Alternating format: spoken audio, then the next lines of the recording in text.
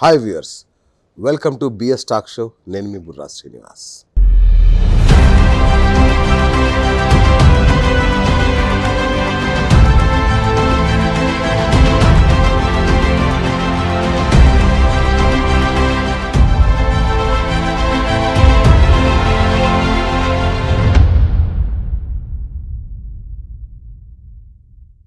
తెలంగాణ జర్నలిస్టులంతా గర్వించదగ్గ క్షణం ఇది. నిజంగా అంటే ఒక తెలుగు జర్నలిస్ట్ ఈరోజు జాతీయ స్థాయిలో ఐజేయుకి ఉపాధ్యక్షుడిగా ఎన్నికవడం అనేది నిజంగా చాలా చాలా గొప్ప విషయం. రాష్ట్రంలోని దాదాపు 30,000 మంది జర్నలిస్టులు పండగ చేసుకుంటున్న తరుణం ఇది. మీ యొక్క గొప్ప క్షణాలని, ఈ మధుర క్షణాలని, జర్నలిస్టులకు ఇంత గౌరవాన్ని, జాతీయ స్థాయి గౌరవాన్ని తెచ్చిపెట్టిన వ్యక్తి ఎవరో కాదు, సీనియర్ జర్నలిస్ట్, మా అందరికీ ఎంతో ఇష్టమైన ప్రియమైన అన్న సయ్యద్ ఇస్మాయిల్ గారు. తను ఐజేయుకు గత వారం రోజుల క్రితం ఐజేయు ఉపాధ్యక్షుడిగా ఎన్నికైన క్షణం నుంచి తెలుగు జర్నలిస్టు సత్తా ఏంటో ప్రపంచానికి చాటిన తరుణం అది. ఈ నేపథ్యంలో తెలంగాణ జర్నలిస్టులు తెలంగాణ ఉద్యమంలో ఏ స్థాయిలో కీలక పాత్ర పోషించారో మనందరికీ తెలిసిందే. మరి ఇప్పుడు జాతీయ స్థాయికి ఎదిగిన సందర్భం, తరుణం. మరి ఈ సందర్భాన్ని ఉపయోగించుకొని మన జర్నలిస్ట్ లోకం ఏం చేస్తుంది, జనానికి ఎలా ఉపయోగపడుతుంది తెలుసుకునే ప్రయత్నం చేద్దాం. అన్నయ్య దండాలు. లేదన్నా, చాలా తక్కువ చెప్పాను యాక్చువల్గా మీ గురించి. అంటే మోర్ దాన్ ఏ జర్నలిస్ట్. ఇప్పుడు మేమందరం 9 to 5 జాబ్ చేసామా, జీతం తీసుకున్నామా, వెళ్ళామా అని ఉంటుంది. మీరు అంటే మీది ఎంత విలక్షణమైన, అంటే జనాలకు తెలియాలి. తెలంగాణ ఉద్యమంలో అమరులవుతున్న విద్యార్థులను చూసి చెలించిపోయి పాదయాత్ర చేశారు మీరు. మీ ఊరి నుంచి, నల్గొండ నుంచి హైదరాబాద్ వరకు పాదయాత్ర చేసిన చరిత్ర మీది. అట్లాగే అంటే ఏదో ఒక 108 లాగా, ఒక ఆపద్బాంధవుడిలాగా జర్నలిస్టులకు ఏ కష్టం వచ్చినా, ఏ అర్ధరాత్రి అపరాత్రి అని చూడకుండా పరిగెత్తే మీ యొక్క దయార్ద్ర హృదయం కావచ్చు, ఆ మానవీయ కోణం అనేది జర్నలిస్టులకి కొత్త అంశం. నిజం చెప్పాలి, కొన్ని కోరికలు తీర్చేటటువంటి విషయంలో శిక్షణ, సంక్షేమం, ఇటువంటి అంశాలన్నింటినీ కూడా ఒక్కొక్కటిగా పరిష్కరించుకుంటూ వస్తున్నటువంటి క్రమం లోపల ఈ రాష్ట్రంలో ముఖ్యమంత్రిగా ఉన్నటువంటి కల్వకుంట్ల చంద్రశేఖరరావు గారు ఈ ఉద్యమానికి జర్నలిస్టుల వైపు నుంచి నాయకత్వం వహించిన అల్లం నారాయణ గారి పైన విశ్వాసం ఉంచి ఇవాళ తెలంగాణ మీడియా అకాడమీ చైర్మన్గా ఆయనకు బాధ్యతలు అప్పగించిన తర్వాత ఆ మీడియా అకాడమీకి 100 కోట్ల నిధిని ముఖ్యమంత్రి గారు ప్రకటించిన తర్వాత అందులో 42 కోట్ల రూపాయలు మంజూరు కూడా చేసి ఈ 42 కోట్ల ద్వారా వచ్చేటటువంటి వడ్డీ కానివ్వండి, ఇతరత్ర బెనిఫిట్స్తో ఇవాళ మొత్తం తెలంగాణలో ఉన్నటువంటి జర్నలిస్ట్ సమూహానికి ఒక పక్క శిక్షణ అందుతోంది, ఇంకో పక్క సంక్షేమం జరుగుతూ ఉంది.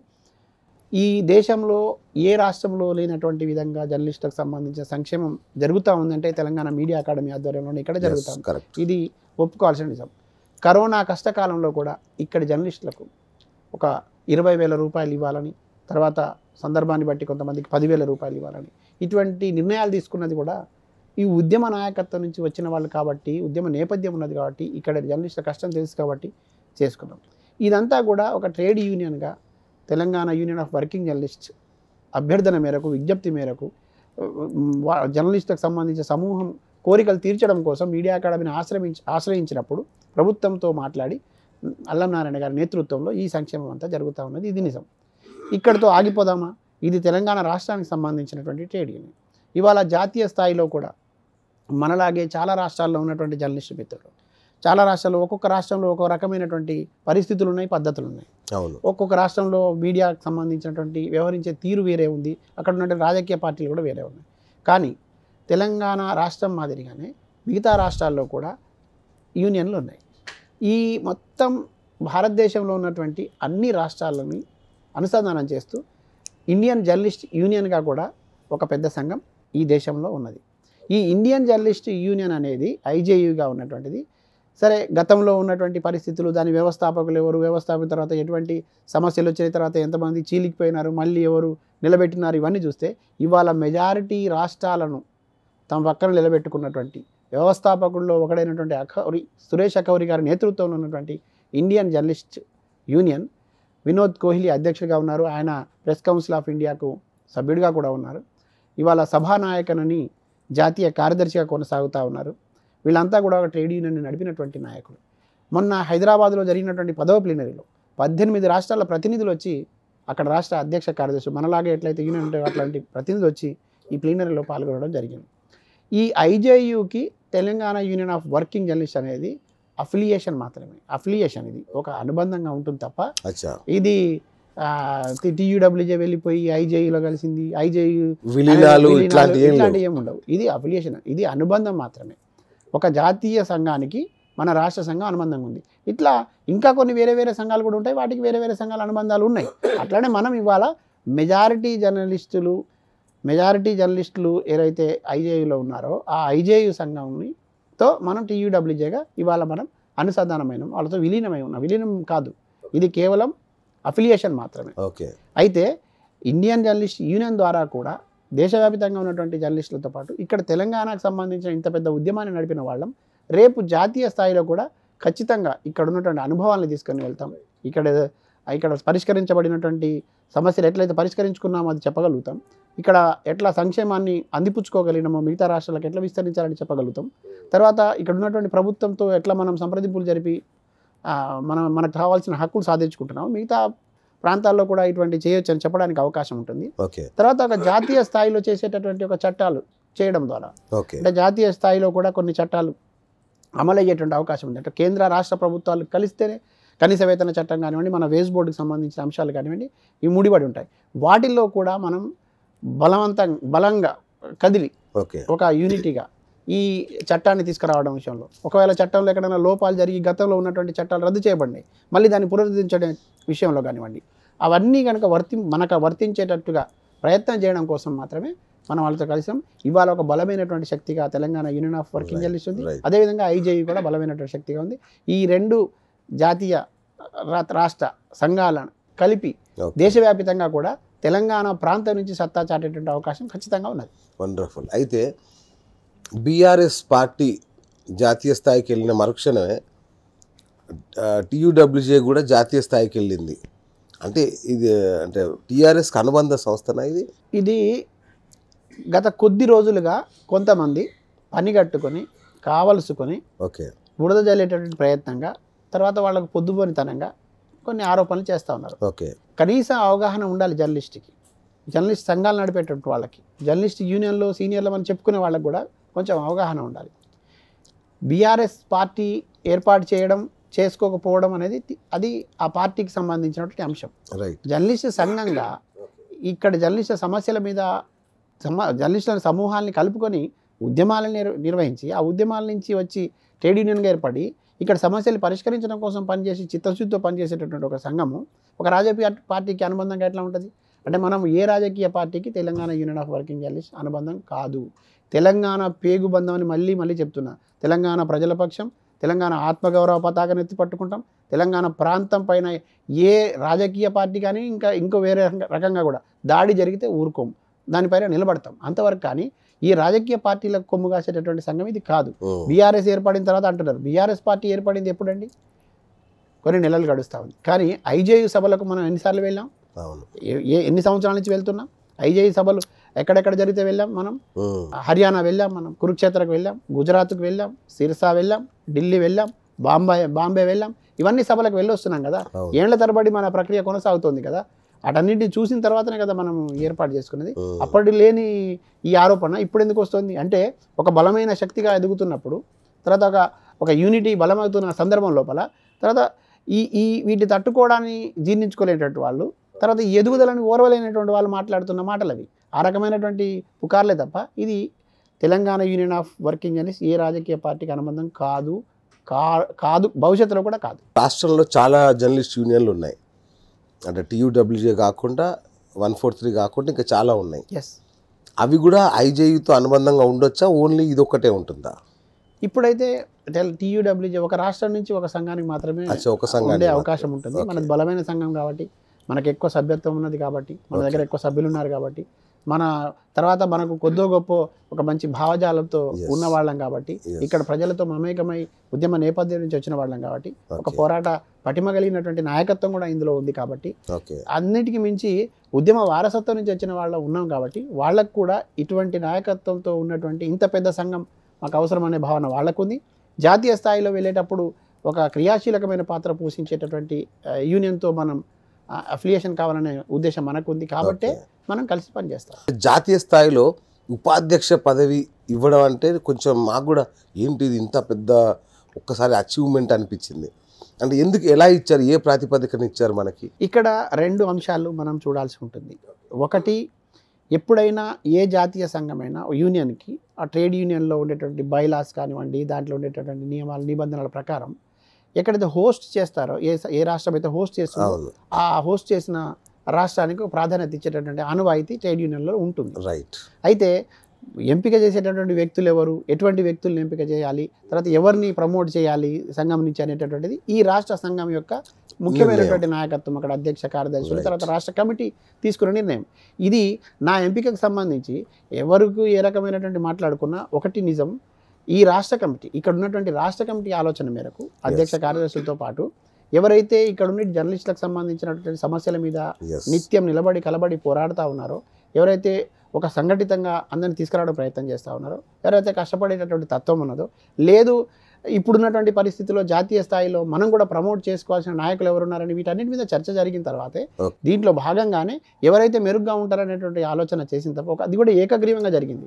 ఇందులో ఏ రకమైనటువంటి వ్యూహాలు లేవు, రాజకీయాలు లేవు, కుట్రలు లేవు, లేదంటే ఇంకో రకమైన అపోహలు కూడా లేవు. Very clear. మీ అందరికి తెలుసు పనిచేస్తున్నటువంటి వాళ్ళు ఎవరు అనేది, ఉన్న దాంట్లో నుంచి మెరుగు ఎవరు అనేది 1-2 సార్లు మాట్లాడుకోవడం, ఆ మాట్లాడుకున్న తర్వాత ఎవరైతే బాగుంటుంది అనుకోవడం, ఇది ఏకగ్రీవంగా ఒక నిర్ణయం తీసుకొని నాకు తెలియజేయడం జరిగింది. నేను తప్పకుండా దాన్ని స్వాగతించినాను, సంతోషపడినాను. ఇది ఇష్టపూర్వకంగా ఈ బాధ్యతలు తీసుకోవడానికి నేను ముందుకు వచ్చిన. దాంట్లో ఎటువంటి విషయాలు లేవు, సందేహాలు లేవు, అపోహలకు కూడా తావులేదు. జాతీయ స్థాయికి వెళ్ళడం ద్వారా ఈ తెలంగాణ జర్నలిస్టులకు ఏం ప్రయోజనం కలుగుతుంది? కేవలం తెలంగాణ ప్రజలకు మాత్రమే కాదు, నేను జాతీయ ఐజేయు ఉపాధ్యక్షుడిగా ఇప్పుడు మాట్లాడుతా ఉన్నా. ఈ దేశంలో ఉన్నటువంటి గ్రామీణ ప్రాంతంలో ఉన్నటువంటి జర్నలిస్టులు మొదలుకొని దేశ రాజధాని నడిబొడ్డు ఢిల్లీలో పనిచేసేటటువంటి జర్నలిస్ట్ వరకు ఇప్పటి వరకు ఉన్నటువంటి వేజ్ బోర్డుకు సంబంధించిన అంశాలు కానివ్వండి, కనీస వేతన చట్టానికి సంబంధించి కానివ్వండి, లేదు ఉద్యోగ భద్రత విషయాలు కానివ్వండి, లేదు మనం పనిచేస్తున్న సంస్థలో మనకు ఉద్యోగ భద్రతతో పాటు మన ఆరోగ్య సంరక్షణకు సంబంధించి మనం ఎటువంటి వాతావరణంలో పనిచేయాలో ఆ వాతావరణం ఉందా లేదా, యాజమాన్యాలు మనతో ఎట్లా ఉంటున్నాయి, యాజమాన్యాల పాత్ర ఏంటి జర్నలిస్టుల పట్ల, నాట్ ఓన్లీ జర్నలిస్ట్తో పాటు మనకు ఉండేటువంటి మిత్రులు ఉంటారు కదా, వీళ్ళందరూ ఉద్యోగులకు సంబంధించిన అంశాలు, వీటన్నిటినీ కూడా ఇప్పటి వరకు కొన్ని చట్టాలు ఉన్నాయి, కొన్ని అమలు అవుతున్నాయి, కొన్ని అమలు కాలేదు. ఇది నిజం. కొన్ని సందర్భాల్లో రద్దయినాయి కూడా. ఇవాళ నిజంగా మాట్లాడుకుంటే ఎలక్ట్రానిక్ మీడియాకి చట్టబద్ధత లేదు, ప్రింట్ మీడియాకి చట్టబద్ధత ఉంది అని అనుకుంటున్నాం, కానీ దాంట్లో కూడా అనేక మార్పులు జరిగినాయి. అసలు కొన్ని చట్టాలు అయితే రద్దయిపోయినాయి. వీటన్నిటినీ తిరిగి తీసుకురావడం ద్వారా, పటిష్టంగా అమలుపరచడం ద్వారా, ఈ కేంద్ర రాష్ట్ర ప్రభుత్వాలను కలుపుతూ ఈ చట్టాల్ని పటిష్టంగా చేయడం ద్వారా యావత్ దేశంలో ఉన్నటువంటి జర్నలిస్టులు అందరికీ కూడా ప్రయోజనం జరగాలంటే ఒక సత్సంకల్పంతోనే మా ప్రయత్నాలు ఉండబోతున్నాయి. దానికి తగ్గట్టుగానే పనిచేయడానికి సంసిద్ధమవుతున్నాం. మరీ ముఖ్యంగా మీరు ఇందాక అడిగినప్పుడు ఇప్పుడు చెప్పేది ఏంటంటే, నేను మళ్ళీ చెప్తున్నా గర్వంగా, నాకు ఈ అవకాశం దొరకడాన్ని నేను గర్వంగా ఫీల్ అవుతా ఉన్నా. ఖచ్చితంగా కొద్దిగా అంటే ఇంతకుముందు ఈ సంఘాలలో చాలా వయసు రీత్యా కూడా చాలా తలపడిన వాళ్ళు, పెద్ద వయసు అవకాశం ఉంది. అయితే నాకు దొరికినటువంటి ఒక అరుదైన అవకాశం, ఒక అదృష్టంగానే భావిస్తున్నా. నేను దీన్ని చాలా బాధ్యతగా నెరవేర్చాలనే నమ్మకం నాకు ఉన్నది. ఎందుకంటే నేను నిరూపించుకున్న వాడిని కూడా. మీ టీంలో మేము సభ్యులం కూడా వెల్కమ్. అందుకనే మనందరం కలిసి ఇక్కడి తెలంగాణ ఉద్యమ సమయం లోపల ఎట్లా అయితే మనం ఉద్యమాల్ని కార్యాచరణ రూపొందించుకున్నాము, ఎట్లయితే సమస్యలను ఒక్కొక్కటిగా పరిష్కరించుకుంటాం, దీని ఒక మోడల్గా చూపెట్టి, తెలంగాణ రాష్ట్రాన్ని ఒక మోడల్గా చూపెట్టి మిగతా రాష్ట్రాల్లో ఉన్న మిత్రుల్ని కూడా ఖచ్చితంగా మనలాగా కొంత అభివృద్ధి వైపు వెళ్ళేటటువంటి ప్రయత్నం చేయడానికి నేను తప్పకుండా కృషి చేస్తా. ఆ రకమైన ప్రయత్నాలు జాతీయ కమిటీ కూడా చేస్తుంది. మనందరం కలిసి కూడా మన నిర్ణయాలు తీసుకోబోతున్నాం. అదే కేసీఆర్ గారు అదే అంటున్నారు, మీరు అదే అంటున్నారు, డౌట్ వస్తుంది మాకు. తెలంగాణ మోడల్ అని 100% అండి. ఒకటి ఎస్, మీరు మంచి ప్రశ్న అడిగినారు. నేను ఈ విషయంలో కేసీఆర్ గారిని అభినందిస్తా, కేసీఆర్ గారి ఆలోచనలు కూడా అభినందిస్తా. నేను ఒక జర్నలిస్ట్గా మాట్లాడుతూ ఉన్నా, నాకు ఈ రాజకీయ పార్టీలు కానీ తెలంగాణ రాష్ట్ర సాధన కోసం చిత్తశుద్ధితో కృషి చేసినటువంటి అనేక ప్రజా సంఘాలు, అనేక సప్పండ వర్గాలతో పాటు దానికి నాయకత్వం వహించి ఒక పోరాడి రాష్ట్రాన్ని సాధించినటువంటి నాయకుడిగా అవునన్నా కాదన్నా కేసీఆర్ గారికి పేరు ఉంది. దాన్ని మనం కాదనలేని సత్యం. రాష్ట్రం వచ్చిన తర్వాత అనేక అవహేళనలు జరిగినాయి, అనేక రకాల అబద్ధాలు ప్రచారం జరిగినాయి. ఈ తెలంగాణ వస్తే ఏమొస్తుంది, తెలంగాణ రాష్ట్రం వస్తే మొత్తం మళ్ళీ కొంతమందికే ప్రయోజనం జరుగుతుంది, లేదంటే అసలు మీకు పరిపాలన చేసుకోవడం రాదు, ఇటువంటి అనేక వచ్చినాయి. కానీ ఇవాళ నేను గర్వంగా చెప్తా ఉన్నా, ఈ దేశంలో చాలా రాష్ట్రాలు విడిపోయినాయి, మన రాష్ట్రం కూడా విడిపోయింది. మిగతా రాష్ట్రాల పరిస్థితి ఏంది, తర్వాత గుజరాత్ మోడల్గా చెప్తున్నటువంటి ఇవాళ చెప్పబడుతున్నటువంటి వాళ్ళ దగ్గర లేని అభివృద్ధి మన దగ్గర ఎందుకున్నది, ఎట్లా ఉన్నది అంటే ఇది ఎవరి ద్వారా వచ్చింది? ఒక విజన్ ఉన్నటువంటి నాయకుడు ఉంటే ఖచ్చితంగా వస్తుంది. ఇవాళ కేసీఆర్ గారిని ఖచ్చితంగా అనుసరించాల్సిందే, అభినందించాల్సిందే, అవసరమైతే కొన్ని సందర్భాలు ఆయన చెప్పిన మాట వినాల్సిందే అనే భావన నాకుంది. ఎందుకనంటే ఇవాళ ఈ దేశంలో మిగతా రాష్ట్రాల్లో ఖచ్చితంగా తెలంగాణ మోడలే, రోల్ మోడలే. ఇక్కడ మనం నేను జర్నలిస్ట్గా పనిచేసాను, మీరు జర్నలిస్ట్గా పనిచేసినారు, మనం అందరం కూడా చాలా ప్రాంతాలు తిరిగి చూసినాం. ఇక్కడ ఉన్నటువంటి పక్కన ఉన్నటువంటి పాలమూరుకు వెళ్ళినాం, పల్లేరుగాయలు చూసినాం, మనం అక్కడ బీడు భూములు చూసినాం. నేను పుట్టి పెరిగిన తుంగతుర్తి గడ్డ మీద కూడా శిలాపలకాలు సిగ్గుపడ్డాయి, అనేక శిలాపలకాలు వేసి ఆ శిలాపలకాలు ఒక ఆయన రక్తతర్పణం చేసేవారు, ఒక ఆయన పాలాభిషేకం చేసేవారు, ఇంకొక ఆయన వచ్చి అక్కడ కొబ్బరికాయలు కొట్టిపోయారు, ఒక ఆయన నిద్ర చేసేటటువంటి పరిస్థితి. ఆ శిలాపలకాలే సిగ్గుపడ్డాయి ఈ రాజకీయ నాయకుల వల్ల. కానీ ఇవాళ ఆ శిలాపలకాలను తీసేసి ఎక్కడ ప్రాజెక్టు తవ్వుతారో కూడా తెలియదు. శ్రీరామ్ సాగర్ 2వ దశ, పోచంపాడు 2వ దశ అనే పేర్లు వినేవాళ్ళం. కానీ ఇవాళ నా తుంగతుర్తి గడ్డ మీద ఉన్నటువంటి బీడుపడ్డ భూములకు ఇవాళ సాగు జలాలు అందేటటువంటి ప్రయత్నము సక్సెస్ఫుల్గా కంప్లీట్ చేసిన ప్రభుత్వం తెలంగాణ రాష్ట్ర ప్రభుత్వం. దాన్ని ఖచ్చితంగా మనం ఇటువంటి అభినందించాలి. ఎందుకంటే రైతు బిడ్డని, ఒక కూలీల కడుపులో పుట్టిన వాడిని, రైతు కడుపులో పుట్టిన వాడిని ఇవాళ నా ప్రాంతం అభివృద్ధి జరుగుతూ ఉన్నప్పుడు అభివృద్ధిని ఒప్పుకోవాలి. ఎస్, కొన్ని సందర్భాల్లో జరిగేటటువంటి నిర్ణయాలు మనకు వ్యతిరేకంగా ఉండవచ్చు, ప్రజలకు వ్యతిరేకంగా ఉండవచ్చు, ఖచ్చితంగా దాన్ని మనం చూసుకుంటాం. కానీ ఇవాళ నేను ఒక జర్నలిస్ట్గా ఖచ్చితంగా మీరు అన్న ప్రశ్నకు నేను ఎక్కడ తప్పించుకోకుండా మళ్ళీ చెప్తున్నా, ఖచ్చితంగా కేసీఆర్ గారు తీసుకునేటటువంటి కొన్ని నిర్ణయాల్లో భాగంగా సాగు జలాల అంశం అద్భుతమైన కాళేశ్వరం ప్రాజెక్టు అద్భుతమే, ఖచ్చితంగా దాన్ని అభినందించాల్సిందే. ఇవాళ ఐటీ సెక్టార్ కూడా ఇక్కడ మనకు అద్భుతంగా అభివృద్ధి చెందుతూ ఉన్నది, నా తోటి మిత్రులకు ఉద్యోగాలు వస్తూ ఉన్నాయి, అభినందించాల్సిందే. జరిగేటటువంటి అభివృద్ధిని చూస్తూ కూడా చూడనట్టు వివరించడం అనేది సరైనది కాదు. సేమ్ టైం జర్నలిస్టులలో కూడా అపోహలు ఉన్నాయి, నేను దాని గురించి కూడా మాట్లాడతాను. ఎందుకంటే నేను ఒక గ్రామీణ స్థాయి నుంచి వచ్చిన వాడిని, ఏమేమి కావాలని కోరుకున్నవాడిని. ఒక ఇంటి స్థలం సమస్య తప్పితే మనకి మిగతా సందర్భాల్లో సమస్యలన్నీ పరిష్కారం అవుతూ వస్తున్నాయి. ఎస్, ఆరోగ్యకు సంబంధించిన కార్డు సాధించడం, శిక్షణ పెట్టుకున్నాం. సో ఒక్క మాట, ఆరోగ్య కార్డు విషయానికి వస్తే ఎక్కడికి వెళ్ళినా అవి పని చేయట్లేదు అనే మాట తరచుగా వింటున్నాము. దాన్ని వాడాలంటేనే భయం వేస్తుంది. అసలు అవి నిజంగా పని చేస్తున్నాయా, చేయట్లేదా, మీరు చెప్పాలి. మంచి ప్రశ్నే మీరు. కానీ నేను మాట్లాడే ప్రతి మాటని మీరు చూపించాలి ప్రజలకి. ఎందుకు చెప్తున్నాను ఈ మాట అంటే, ఈ దేశంలోనే ఏ రాష్ట్రంలో లేని విధంగా ఇక్కడ ఉన్నటువంటి జర్నలిస్టుల సంక్షేమము, జర్నలిస్టుల బాగును కోరి ఇక్కడ ఉన్నటువంటి ఉద్యమం నుంచి వచ్చిన నాయకత్వం, ముఖ్యమంత్రి కాకముందు నుంచి కేసీఆర్ గారికి చెప్పి ముఖ్యమంత్రి అయిన తర్వాత పదే కలిసి ఆయనను ఒప్పించి రాష్ట్ర ప్రభుత్వ ఉద్యోగులకు ఏ మాదిరిగానైతే ఒక ఆరోగ్య కార్డు ఉంటుంది, హెల్త్ కార్డు, అటువంటి కార్డుని సాధించింది Telangana union of working journalist. ఈ కార్డును సాధించినటువంటి ఘనత TUWJదే, ఇంకా ఎవరు అవునన్నా కాదన్నా. ఎస్, దాని అమలు తీరుతెనుల్లో కొన్ని లోపాలు ఉన్నమాట నిజమే, అమలు తీరుతెనుల్లో కొన్ని ఇబ్బందులు ఉన్నటువంటి మాట నిజమే. కానీ ఈ కార్డును తీసుకొని వెళ్ళిన తర్వాత చాలా సందర్భాల్లో నేనే ఎక్కువగా హాస్పిటల్కి వెళ్ళిన సందర్భం నేను ఈ వేదిక ద్వారా మీ ద్వారా తెలియజేస్తాను. చాలామంది మిత్రులు ఇవాళ నా కళ్ళ ముందు నాతో కలిసి పనిచేసిన వాళ్ళు, మన మధ్యన ఉన్నవాళ్ళు, కొంతమంది మనకు భౌతికంగా దూరమైన సందర్భాలు చూసినాం, కొంతమంది ఆరోగ్యాలని బాగు చేసుకుని వెళ్ళిన వాళ్ళు చూసినాం. ఎంతో కొంత ఉపయోగపడ్డ మాట నిజం. కొంతమంది అయితే 4-5 సార్లు ఆపరేషన్లు చేయించుకునేటువంటి పరిస్థితి. వరంగల్లో ఒక మిత్రుడి భార్యకి 16 సార్లు ఆపరేషన్ చేయాల్సి వచ్చింది. 16 సార్లు ఆపరేషన్ చేయాల్సి వచ్చింది. సుమారు 70 లక్షల పైగా ఖర్చు అయింది. ₹1 కూడా వాళ్ళు కట్టలేదు. ఇది ఆన్ రికార్డ్ చెప్తా ఉన్నా, వాళ్ళని మళ్ళీ మీరు అవసరమైతే ఇంటర్వ్యూ చేయండి. ఇటువంటి నిజాల్ని కూడా మనం చెప్పాలి కదా.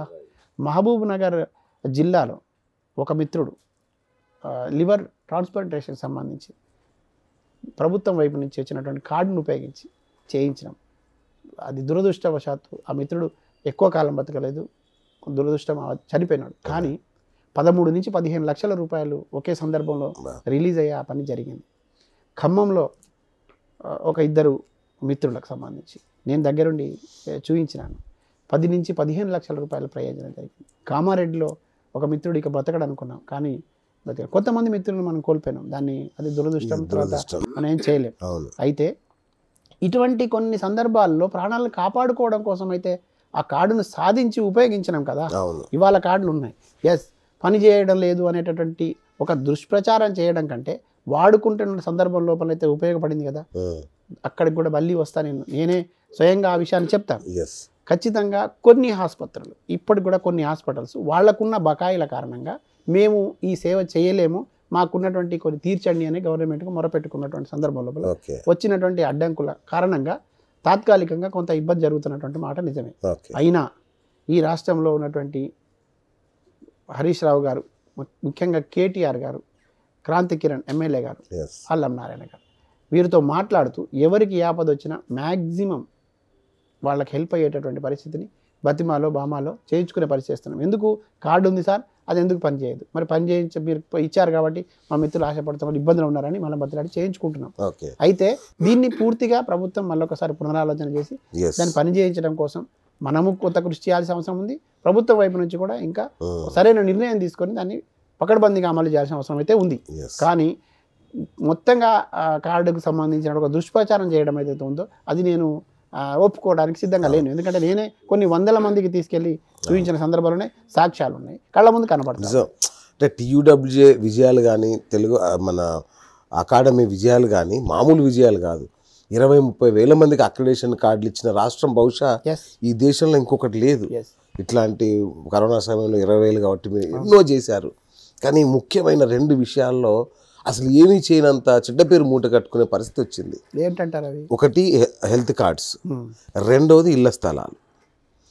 ఇళ్ల స్థలాలకు సంబంధించి దాదాపు 1300-1200 మంది జర్నలిస్టులు గత 15 సంవత్సరాలుగా సుదీర్ఘంగా నిరీక్షిస్తున్నారు. వాళ్ళకి ఈ రోజుకి కూడా సమాధానం దొరకట్లేదు. అంటే సుప్రీంకోర్టు అనుమతించిన మీరు తీసుకోండి ఇళ్ల స్థలాలని చెప్పినా సరే ఎక్కడ చూసినా మౌనం రాజ్యం వెళ్తుంది తప్ప దానికి ఒక ఓపెన్ కావట్ల తాళం. ఎక్కడ లోపం ఉంది, ఏం జరుగుతుంది? అయితే నేను ఇక్కడ కూడా ఒక విషయాన్ని చెప్తాను, దీంట్లో కూడా అపోహలు ఉన్నాయి. ఇండ్ల స్థలాలకు సంబంధించి అంశం వచ్చినప్పుడు మనం కొద్ది విజ్ఞతతో ఆలోచించాల్సిన అవసరం ఉంది, కొంచెం వివేచనతో ఆలోచించాల్సిన అవసరం ఉంది. అన్నిటికీ మించి రాజకీయాల్ని పక్కన పెట్టి ఆలోచించాల్సిన అవసరం ఉన్నది. వస్తున్నటువంటి ఏదైతే ఆరోపణలు ఉన్నాయో లేకపోతే దుష్ప్రచారం ఉందో దాన్ని కూడా కొంత తిప్పి కొట్టాల్సిన అవసరం ఉందని నేను భావిస్తాను. నిజమే, ఆలస్యమైన మాట నిజమే, ఇంకా వస్తాయో లేదన్న ఆందోళన నెలకొని ఉన్న మాట నిజమే. కానీ సుప్రీంకోర్టులో ఉన్నటువంటి అంశం ఒక సొసైటీకి సంబంధించిన అంశం, హైదరాబాద్లో మేజర్గా ఉన్నటువంటి ప్రాబ్లం అది. అక్కడి నుంచి ఎప్పుడైతే సుప్రీంకోర్టు నుంచి మనకు ఆర్డర్ వచ్చిందో ఇక్కడ ఏర్పాటు చకచక జరుగుతూ ఉన్నాయి. కాకపోతే దాన్ని ఎట్లా, ఏ పద్ధతిలో ఎట్లా ఇవ్వాలనేటువంటి అంశంలో అధికారులు, తర్వాత మన గతంలో మనం దాని కోసం కొట్లాడినటువంటి నాయకులు కానివ్వండి, అక్కడ ఉన్నటువంటి సొసైటీ కానివ్వండి, వాళ్ళంతా కలిసి సమాలోచనలు చేసి దాంట్లో ఎవరికి ఇబ్బంది కలగకుండా చూడటం కోసం ప్రయత్నం జరుగుతూ ఉంది. దానికి ఎవరి ఇష్టం వచ్చిన వాళ్ళు మాట్లాడుకుంటా వెళ్తే మనం ఏం చెప్పలేము. రెండోది, అది కోర్టుకు సంబంధించిన అంశం. ఒకటి సొసైటీలో ఉండే, కోర్టు పరిధిలో ఉండే సొసైటీ దాని మీద నిర్ణయం తీసుకోవాలి. ఓకే, యూనియన్గా మనం దాని మీద ఒత్తిడి తీసుకొచ్చిన మాట నిజం. మన యూనియన్ మాత్రమే దాని వెంట నిలబడి కోర్టు దాకా వెళ్ళి సుప్రీంకోర్టుకి వెళ్ళి ఒక్కసారి కాదు అనేక సందర్భాల్లో వెళ్ళి కొట్లాడినటువంటి సందర్భాలు కూడా అది నిజం. అయితే పెట్టనమ్మా పెట్టకపోయింది, పెట్టినమ్మా అనేటటువంటి దాంట్లో మన వాళ్ళు చాలా మంది మాట్లాడతారు. మరి మిగతా కూడా చాలా సంఘాలు ఉన్నాయని మీరు మాట్లాడారు కదా, మరి ఏ సంఘానికి పట్టలేదు, ఏ సంఘాన్ని ఎందుకు ఆరోపణలు చేయట్లేదు, ఏ సంఘాన్ని ఎందుకు తప్పు పట్టట్లేదు, చేసేవాళ్ళ మీద ఎందుకు ఇటువంటి ఆరోపణలు చేస్తారు? చేసేవాళ్ళ మీద ఇట్లాంటి ఆరోపణలు చేయడం కంటే కొంచెం సహకరించి ప్రోత్సహించి వీళ్ళ వెంట నడిస్తే ఇంకొంత ఉపయోగం జరుగుతున్నటువంటి ఆలోచన మన వాళ్ళకు కూడా రావాలని నేను కోరుకుంటాను. అయితే రెండో విషయం అడిగాను, కార్డుల విషయంలో కూడా పునరుద్ధరణకు సంబంధించి అప్పీల్స్ వెళ్ళినాయి, జరుగుతూ ఉన్నాయి. కానీ LOCలు ఇచ్చేటటువంటి విషయాన్ని ప్రచారం ఎవరు చేయట్లేదు. ఎందుకు చేయట్లేదు? ఇప్పుడు LOC కూడా ఇస్తున్నారు కదా, LOC ఇస్తున్నారు, ఇమ్మీడియట్లీగా అవసరం అనుకుంటే తక్షణంగా అక్కడ ఉన్న శాసనసభ్యులు స్పందిస్తూ ఉన్నారు, మన వాళ్ళ మీద ఒత్తిడి తీసుకెళ్తా ఉన్నాం, అకాడమీ నుంచి కూడా అందుతూ ఉన్నది. ముఖ్యంగా దేశంలోనే ఒక ఆదర్శవంతమైనటువంటి అకాడమీగా తెలంగాణ మీడియా అకాడమీ కూడా ఉంది. ఈ విషయం మీకు చెప్పాలి. కరోనా సమయంలో 20,000, 10,000 ఆర్థిక సహాయం అందించడంతో పాటు ప్రత్యక్షంగా అంత కరోనాలో కూడా మీలాంటి చాలామంది మిత్రులు హాస్పిటల్కి వెళ్ళి అత్యవసర సేవల్లో పాల్గొన్నవాళ్ళు, చివరికి ఆ సందర్భంలో ఆకలి తీర్చడానికి ప్రయత్నం చేసిన వాళ్ళం, జర్నలిస్టులు ఆకలి తీర్చడానికి ప్రయత్నం చేసినాం. కనీసం పేదలుగా ఉన్న వాళ్ళు కొంత దగ్గర ఇండ్ల దగ్గరికి వెళ్ళి కలిసిన సందర్భాలు అది Telangana union of working journalist మాత్రమే చేసింది. ఈ ఘనత మనదే. మనతో ఉన్నటువంటి అనుబంధ సంఘాలకు సంబంధించిన ప్రతి బాధ్యుడు దీంట్లో పాల్గొని ఎవరి వర్గానికి వాళ్ళు యూనియన్ నుంచి ఎట్లయితే సపోర్ట్ తీసుకోవాలంటే తీసుకున్నారు, దానికి మన నాయకుడు సహకరించినాడు. ఇది మనం మాట్లాడుకోవాలి. రెండో విషయం, ఇప్పుడు ఒక జర్నలిస్టు ప్రమాదవశాత్తు మరణించిన, దురదృష్టవశాత్తు ఏదైనా అనారోగ్యంతో మరణించిన, ఇవాళ ₹1,00,000 నేరుగా వాళ్ళ ఇంటికి వెళ్తున్నాయి. 3,000 రూపాయలు వాళ్ళ ఇంట్లో పిల్లలకి చదువులకి కాదు వాళ్ళ భార్యకి చనిపోయిన మిత్రులు పెన్షన్ లాగా వెళ్తుంది. 1 నుంచి 10వ తరగతి చదువుతున్న పిల్లలకు 3,000 రూపాయల చొప్పున పెన్షన్ వెళ్తుంది. మరి ఇంత గొప్పగా జరుగుతున్న వీటి గురించి కూడా మనం మాట్లాడుకోవాలి కదా. నేను ఎక్కడ బాధపడుతున్నానంటే, నాకు ఎక్కడ ఇబ్బందిగా అనిపిస్తుందంటే, ఇన్ని విషయాలు, ప్రపంచ విషయాలు చెప్పగలిగినటువంటి వాళ్ళం, తర్వాత అనేక రాజకీయ పార్టీలు అవకతవకల్ని చూపించేటటువంటి ప్రయత్నం చేస్తున్న సందర్భంలో ఇక్కడ అభివృద్ధిని చూపెట్టడానికి ఇబ్బంది పడతా ఉన్నాం ప్రభుత్వం వైపు నుంచి, మన సంక్షేమానికి చేసినట్టు పనులు చెప్పుకోవడానికి ఇబ్బంది పడతా ఉన్నాం. ఎక్కడ ఒక దగ్గర చిన్న పొరపాటు జరిగితే దానికి సంబంధించి చిన్న పొరపాటు కాదు గురుగారు, శకునం చెప్పే బల్లి కుడిదిలో పడ్డట్టుగా అంటే ప్రజలకు ఎన్నో సమస్యల్ని పరిష్కరించే జర్నలిస్టులు తమ ఇంటి స్థలం ఎప్పుడు వస్తుందో తెలియకపోవడం అనేది ఒక విషయం అయితే, తీరా నోటి దగ్గరకు పెట్టిన తర్వాత వీటిని అపార్ట్మెంట్లుగా మార్చేస్తారని, ఈ ల్యాండ్స్ ఇవ్వరని, ఇట్లాంటి ప్రచారం విపరీతంగా జరుగుతున్న టైం మళ్ళీ మీ ద్వారా మీకు మీ ద్వారా మన వాళ్ళకి చెప్తాం, ఇవి అపోహలు మాత్రమే, ఇవి వట్టొట్టి ప్రచారాలు మాత్రమే. కానీ నిజంగా ఏమైనా పేపర్ మీద వచ్చిందా, ఆర్డర్ తీసారా, లేదంటే ఎవరైనా పేపర్ ప్రకటనలు ఇచ్చినారా, లేదంటే ఎవరైనా నాయకుడు కానీ, సొసైటీ కానీ, లేదంటే ప్రభుత్వం వైపు నుంచి కానీ ఎవరైనా వచ్చి మైక్ ముందు మాట్లాడినారా? ఈ వాట్సాప్ గ్రూపుల్లో వచ్చేటటువంటి వాటి ప్రతిదానికి కూడా స్పందిస్తే కొంచెం ఇబ్బందికరమైన పరిస్థితి. రెండవది, ఒక్కొక్కరికి ఒక భావజాలం కూడా ఉంటుంది. ఆ భావజాల రీత్యా ఒకరికి ఇష్టం ఉండొచ్చు, ఒకరికి ఇష్టం లేకపోవచ్చు. లేదంటే కొన్ని అభివృద్ధి జరుగుతున్నప్పుడు కానీ, ఒక ప్రయోజనం జరుగుతున్నప్పుడు కానీ విచ్ఛిన్నం చేసేటటువంటి కొన్ని ప్రయత్నాలు కూడా ఉంటాయి, ఆ శక్తులు ఉంటాయి. వాటి వైపు మనం వెళ్ళకూడదని నేను మనవి చేస్తా ఉన్నా. ఎవరైతే పని చేస్తున్న వాళ్ళని విశ్వసించమని కోరుతున్నా. పనిచేసేటటువంటి నాయకత్వాన్ని, పనిచేసేటటువంటి మనుషులని విశ్వసించి, ఒకవేళ పొరపాటు జరిగితే ఖచ్చితంగా కూర్చొని మాట్లాడుకొని ఈ పొరపాట్లు జరగకుండా ఉండాలని చెప్పేటటువంటి ప్రజాస్వామ్యం మన సంఘంలో ఉన్నది, మేము మాట్లాడుకుంటాం. అటువంటి చేయాలి. కానీ ఊరికేనే గుడ్డగాల్సి మీదేస్తాం, మీరు మీ కర్మ, లేదు మేము బురద చల్లుకుంటాం, మీరు కడుక్కోండి, ఇప్పటివరకు ఉపేక్షించినాం. ఇప్పుడు నేను మళ్ళీ చెప్తా ఉన్నా, నేను ఒక హెచ్చరిక కూడా చేస్తా ఉన్నా. జర్నలిస్టుల ప్రయోజనాలే పరమావధి తెలంగాణ యూనియన్ ఆఫ్ వర్కింగ్ జర్నలిస్ట్కు, ఇంకో ప్రయోజనం లేదు. జర్నలిస్టుల సంక్షేమమే Telangana union of working journalist నాయకులు ఆలోచించేది జర్నలిస్టు సంక్షేమం కోసమే. గ్రామీణ ప్రాంతంలో ఉన్న ప్రతి పేద జర్నలిస్టుకు ప్రయోజనం చేకూర్చడమే లక్ష్యంగా తెలంగాణ యూనియన్ ఆఫ్ వర్కింగ్ పని చేస్తూ ఉన్నది, పని చేస్తుంది. నాయకత్వంలోకి వచ్చిన మాలాంటి వాళ్ళం ఎక్కడి నుంచి వచ్చినాం మీరు ఒక్కసారి ఆలోచించమని అడుగుతా ఉన్నాం. నాలాంటి వాడు జాతీయ ఉపాధ్యక్షుడిగా రావడం అనేది సాధ్యమా? మిగతా సంఘాల్లో మీరు చూపించగలరా? మిగతా సంఘాల్లో చూపించగలరా? మన యూనియన్లో కూడా తెలంగాణ ఎలక్ట్రానిక్ మీడియాకు సంబంధించిన ఒక రాష్ట్ర అధ్యక్షుడు నాకు అవకాశం వచ్చింది. నాలాంటి వాడికి అవకాశం ఇచ్చినటువంటి సంఘం ఏది? తెలంగాణ.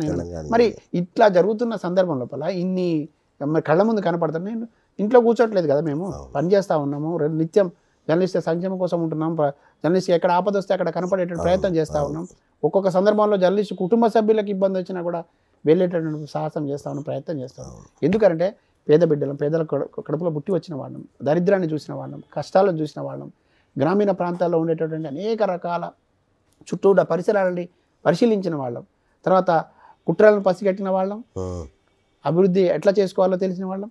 వీటన్నిటిని వచ్చిన తర్వాత ఒక చిన్న అవకాశాన్ని పట్టుకొని ఈ రాష్ట్ర ప్రభుత్వంతో కలిసి మనం మన కోసం ప్రయోజనాలు చేకూర్చుకోవాలని మనం ప్రయత్నం చేస్తూ ఉంటే, దీన్ని కూడా భూతద్దంలో పెట్టి కేవలం ఆరోపణలకే పరిమితమయ్యి, కేవలం పేపర్ ప్రకటనలకే పరిమితమయ్యేటటువంటి కొన్ని సంఘాలు చేస్తున్నటువంటి దుష్ప్రచారమే తప్ప ఇందులో నిజం లేదు. నేను మళ్ళీ విశ్వసిస్తా ఉన్నా, నమ్ముతా ఉన్నా, మీ ద్వారా గట్టి హామీ ఇస్తా ఉన్నా. ఈ రాష్ట్రంలో ప్రతి గ్రామీణ జర్నలిస్టు సొంతింటికల్లా నెరవేరి తీరుతుంది. దానికి TUWJ అండగా నిలబడుతుంది.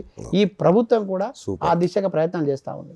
ఒక్కొక్క నియోజకవర్గంలో ఎమ్మెల్యేలకు ఇప్పటికే 70% ఎమ్మెల్యేలతో ఒప్పించినటువంటి ఘనత TUWJది.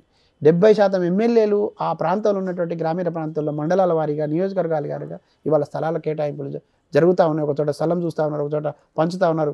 మహబూబ్ నగర్ లాంటి శ్రీనివాస్ గౌడ్ ప్రాతినిధ్యం వహించిన చోట ఆల్రెడీ అపార్ట్మెంట్ రెడీ అని. వరంగల్లో 2 సందర్భాల్లో మనం ప్రారంభించుకోవడం చూసాం. నిన్న కాక మొన్న ఖమ్మంలో ఒక ప్రకటన చూసాం, చాలా సంతోషకరమైన ప్రకటన ముఖ్యమంత్రి గారు చేసినారు.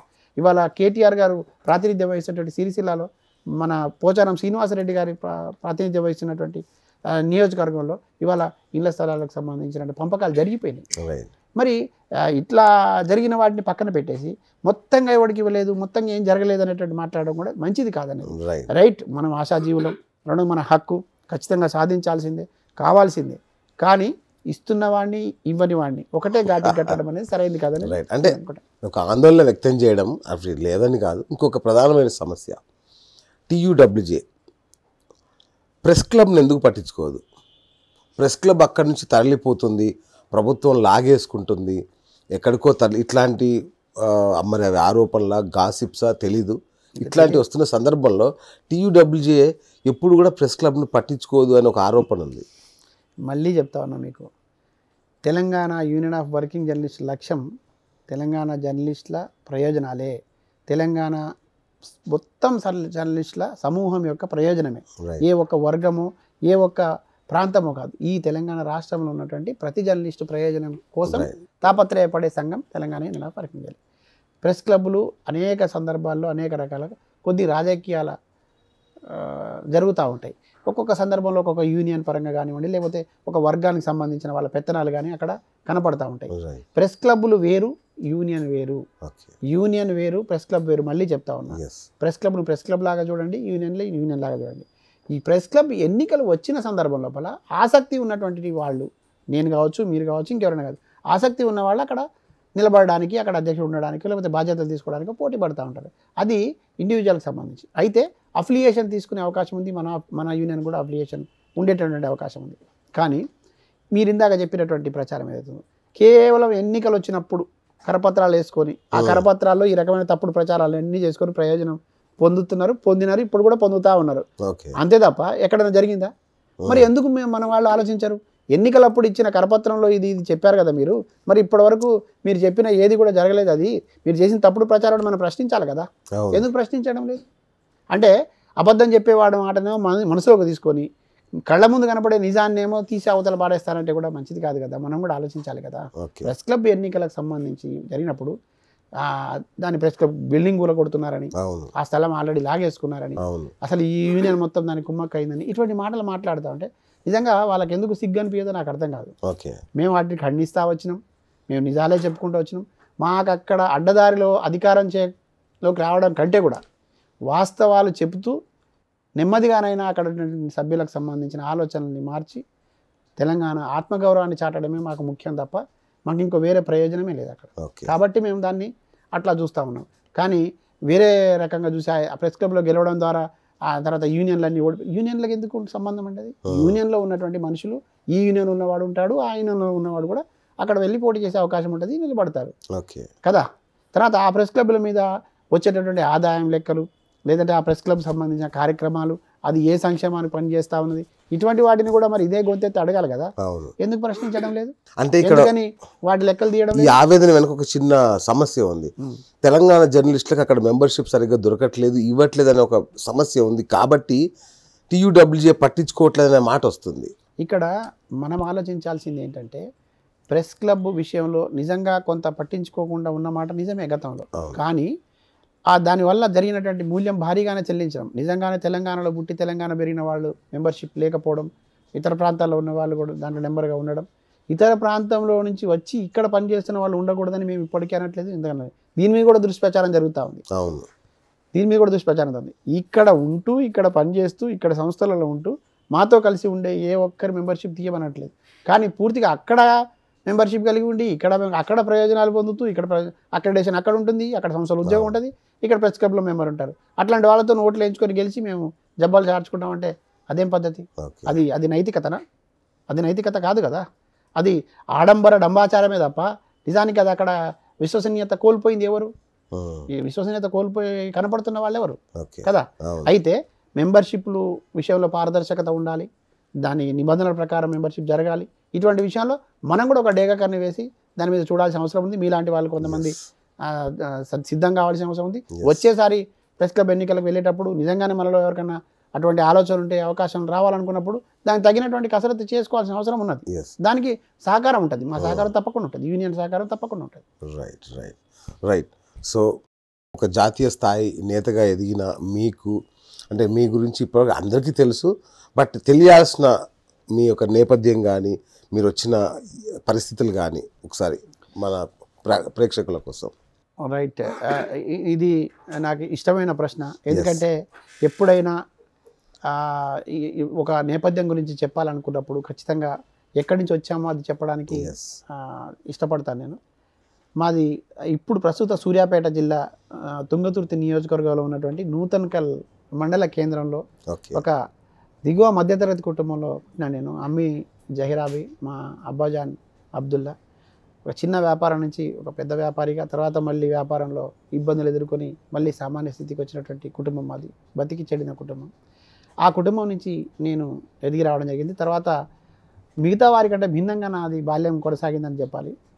మా సొంత ఊరు నేను పుట్టింది నూతన్కల్లు, కానీ అనివార్యంగా నేను బాల్యంలో ఉన్నప్పుడే అమ్మమ్మ వాళ్ళ ఊరికి వెళ్ళాల్సిన పరిస్థితి వచ్చింది. ఇప్పుడు ప్రస్తుతం కొత్తగూడెం జిల్లా ములకలపల్లి మండలం మూకమావిడైన ఒక గిరిజన మారుమూల గ్రామంలో నా బాల్యం సాగింది. ఓకే. సో అక్కడ ఉండడం కూడా, నేను అక్కడ పెరగడం అంటే ప్రాథమిక విద్య అక్కడే జరిగింది. అక్కడ ఉన్నటువంటి కొండలు, గుట్టలు, వాగులు, వంకలు, అడవి, పంట, ఔషధ మొక్కలు, గద్దగడ్డలు, తర్వాత అక్కడ సెలయేటి సవ్వళ్ళు, కాలువల చప్పుళ్ళు, ఆ కాలువల ఈతలు, వీటన్నిటి నడుమ అమాయకమైనటువంటి గిరిజనులు, అందమైన బాల్యం. అందమైన బాల్యం, అమాయకమైన గిరిజనులు, నికార్సైన మనుషుల మధ్య, నిజాయితీ కలిగిన మనుషుల మధ్య, అంటే మనుషులకు నిలువెత్తు నిదర్శనం గిరిజనులు అని చెప్పాలి. ఎందుకంటే వాళ్ళకు ఈ లోకం పోకడ తెలియదు, ఈ అసూయలు తెలియదు, ఈ ద్వేషాలు తెలియదు, మోసాలు తెలియదు. వాళ్ళు గొంతెత్తి మాకు ఇది కావాలని కూడా అడగలేని పరిస్థితిలో ఉన్నటువంటి ఆ జనం మధ్యన పెరిగిన ఒక నికార్సైన, ఒక నిజాయితీ కలిగినటువంటి కుటుంబాల నడుమ నా బాల్యం గడిచింది. మా నాన్న అమ్మ అక్కడికి నన్ను తీసుకెళ్ళడం, నేను ప్రాథమిక విద్య వరకు అక్కడ అభ్యసించడం, అది నాకు ఎంత తోడ్పడిందంటే ఇవాళ నేను మీ ముందు కూర్చొని మాట్లాడడానికి కూడా ఆ నేపథ్యం చాలా ఉపయోగపడింది. అక్కడ ఉన్నటువంటి కష్టాలు చూసిన వాడిని, అక్కడ ఉన్న ఇబ్బందులు చూసిన వాడిని, తర్వాత ఆ జీవన ప్రయాణంలో ఎదురైనటువంటి అనేక అనుభవాలు నాకు, అంటే కాలినడకన కొన్ని కిలోమీటర్లు పోవడం, కనీసం ఊళ్ళోకి బస్సు రాదు, ఒక వైద్యుడు ఉండడు, వాళ్ళ కోసం పట్టించుకునేటటువంటి ఐటీడీఏ అనే ఒక సంస్థ వచ్చిన దాకా కూడా అటువైపు కనీసం ఒక అభివృద్ధికి సంబంధించిన వెళ్ళే ఉండడం, గుడిసెలు, తర్వాత పెంకుటిళ్ళు చాలా అరుదు ఐటీడీఏ వచ్చిన తర్వాత వచ్చినాయి. అటువంటి ప్రాంతంలో నా బాల్యం గడిచింది. ఆ తర్వాత మళ్ళీ అక్క బావ మళ్ళీ మా నూతన్కల్ ఉండడం, నేను ఇక్కడ రావడం. నేను చాలామందికి తెలియదు, సోషల్ వెల్ఫేర్ హాస్టల్లో ఉండి నేను చదువుకున్నా. సోషల్ వెల్ఫేర్ హాస్టల్లో ఉండడం కూడా, అది కూడా నాకు ఉపయోగపడింది. నిజానికి చాలామంది అది ఇబ్బందిగా, సమస్యలుగా భావిస్తారు, కానీ నేను ప్రతి చోట నాకు ఎదురైన ప్రతి ఇబ్బందిని, ప్రతి సవాల్ని, ప్రతి సమస్యని ఒక సవాలుగానే తీసుకొని, ఇప్పుడంటే హాస్టల్ గొప్పగా ఉండొచ్చు, కానీ అప్పట్లో చాలా దారుణం. నేల మీద పడుకోవాలి, పురుగుల అన్నాలు, చాలా అంటే భోజనము సరిపోయి ఉండేది కాదు, నాణ్యమైనది ఉండేది కాదు, పడుకోవడానికి కూడా సరైన వసతి ఉండేది కాదు.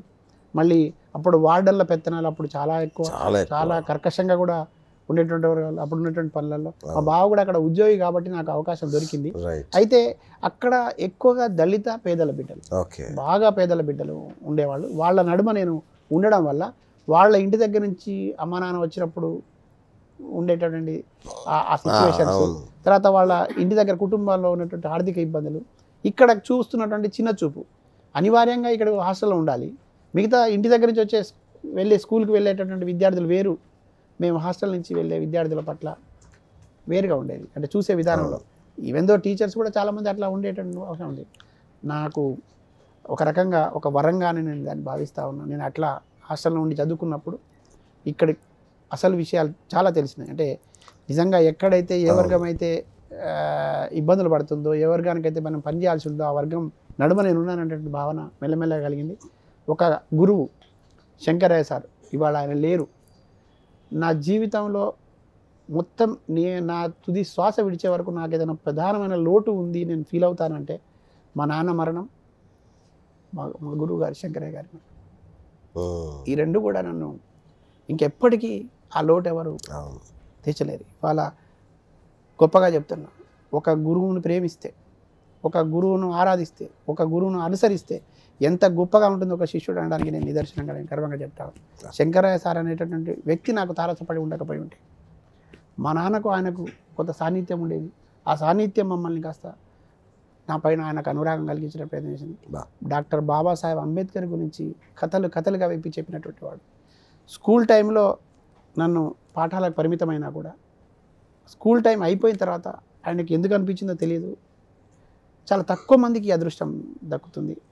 నన్ను వెంట తీసుకొని ఆయన ఏమైతే ఆయన చేయలేకపోయినాడో, ఎక్కడైతే చేయాల్సి ఉందో నన్ను ఒక గూడాలకు తీసుకెళ్ళేవాడు, కాలనీలకు తీసుకెళ్ళేవాడు. ఎక్కడైతే మంచినీళ్ళు కూడా దొరకని ప్రాంతం ఏదైతుందో ఇటువంటి పరిస్థితులు ఉన్నాయని నా కళ్ళతో చూపించేవాడు. చూపించడం ద్వారా నాకు పాఠాలు నేర్పేవాడు.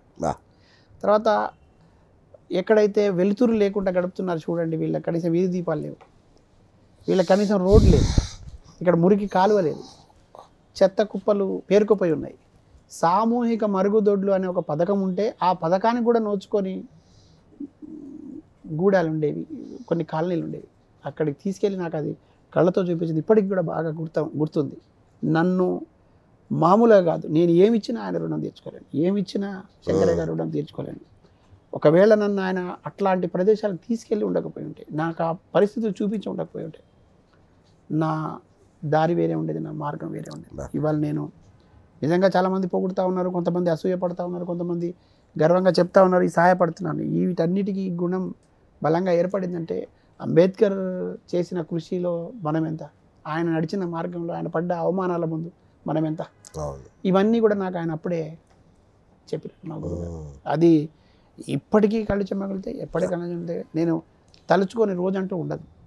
ఆ కృతజ్ఞత ఉండాలి ప్రతి విద్యార్థికి అంటున్నా. ఎవరైతే మనకు ఉపయోగపడ్డారు, నాట్ ఓన్లీ గురువులు అంటే కేవలం పాఠాలు చెప్పేవాళ్ళు మాత్రమే కాదు, మన జీవిత ప్రయాణంలో దగ్గరుండి నడిపించినటువంటి వాళ్ళు, మనకు ప్రతి మూల మలుపులో మనం పడిపోతున్నప్పుడు నిలబెట్టడానికి ప్రయత్నం చేసిన వాళ్ళు, ఒక సందర్భం వచ్చినప్పుడు మనల్ని వెన్నుతట్టి నిలబెట్టేవాళ్ళు, పడిపోతాము అని అనుకున్నప్పుడు మళ్ళీ మనల్ని పూర్తిగా కాపాడడానికి ప్రయత్నం చేసిన వాళ్ళు, అనారోగ్యంతో కొనారిల్లిన సందర్భాలు చాలా ఉన్నాయి. నేను కూడా మా నాన్నగారికి సరైనటువంటి ఆరోగ్య చికిత్సలు చేయించలేని పరిస్థితిలో మా నాన్నగారు చనిపోయాను.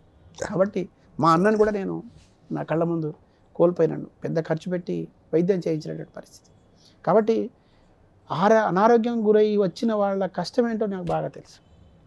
ఒక జర్నలిస్టు ఆంగ్మే షెర్వాని ఘర్మే పరేషాని అనే సామెతలు చెప్తుంటే మనల్ని నవ్వుతూ ఉంటారు, కానీ నిజంగా మీరు చూడండి, ఇవాళ మనం కూడా ఒక స్థాయిలో ఉండి మాట్లాడుతున్నాం, కానీ కుటుంబ నేపథ్యాలు, కుటుంబ పరిస్థితులు వేరు. కాబట్టే ఇది ఎవరి పేరు కోసమో, లేకపోతే ఎవడో మనల కోసమో, లేకపోతే ఎవరో మెచ్చుకోవడం కోసమో కాదు. ఇది మనసులో నుంచి చేయాల్సిన పని, మనసుతో చేయాల్సిన పని, మనసుతో చూడాల్సినటువంటి పని. నా కుటుంబంలో జరిగినటువంటి పరిస్థితులు చూశాను, మా గురువు గారు చనిపోయిన పరిస్థితిని చూసినాను, మా గురుగారి మాటలు నాకు వినపడతా ఉన్నాయి.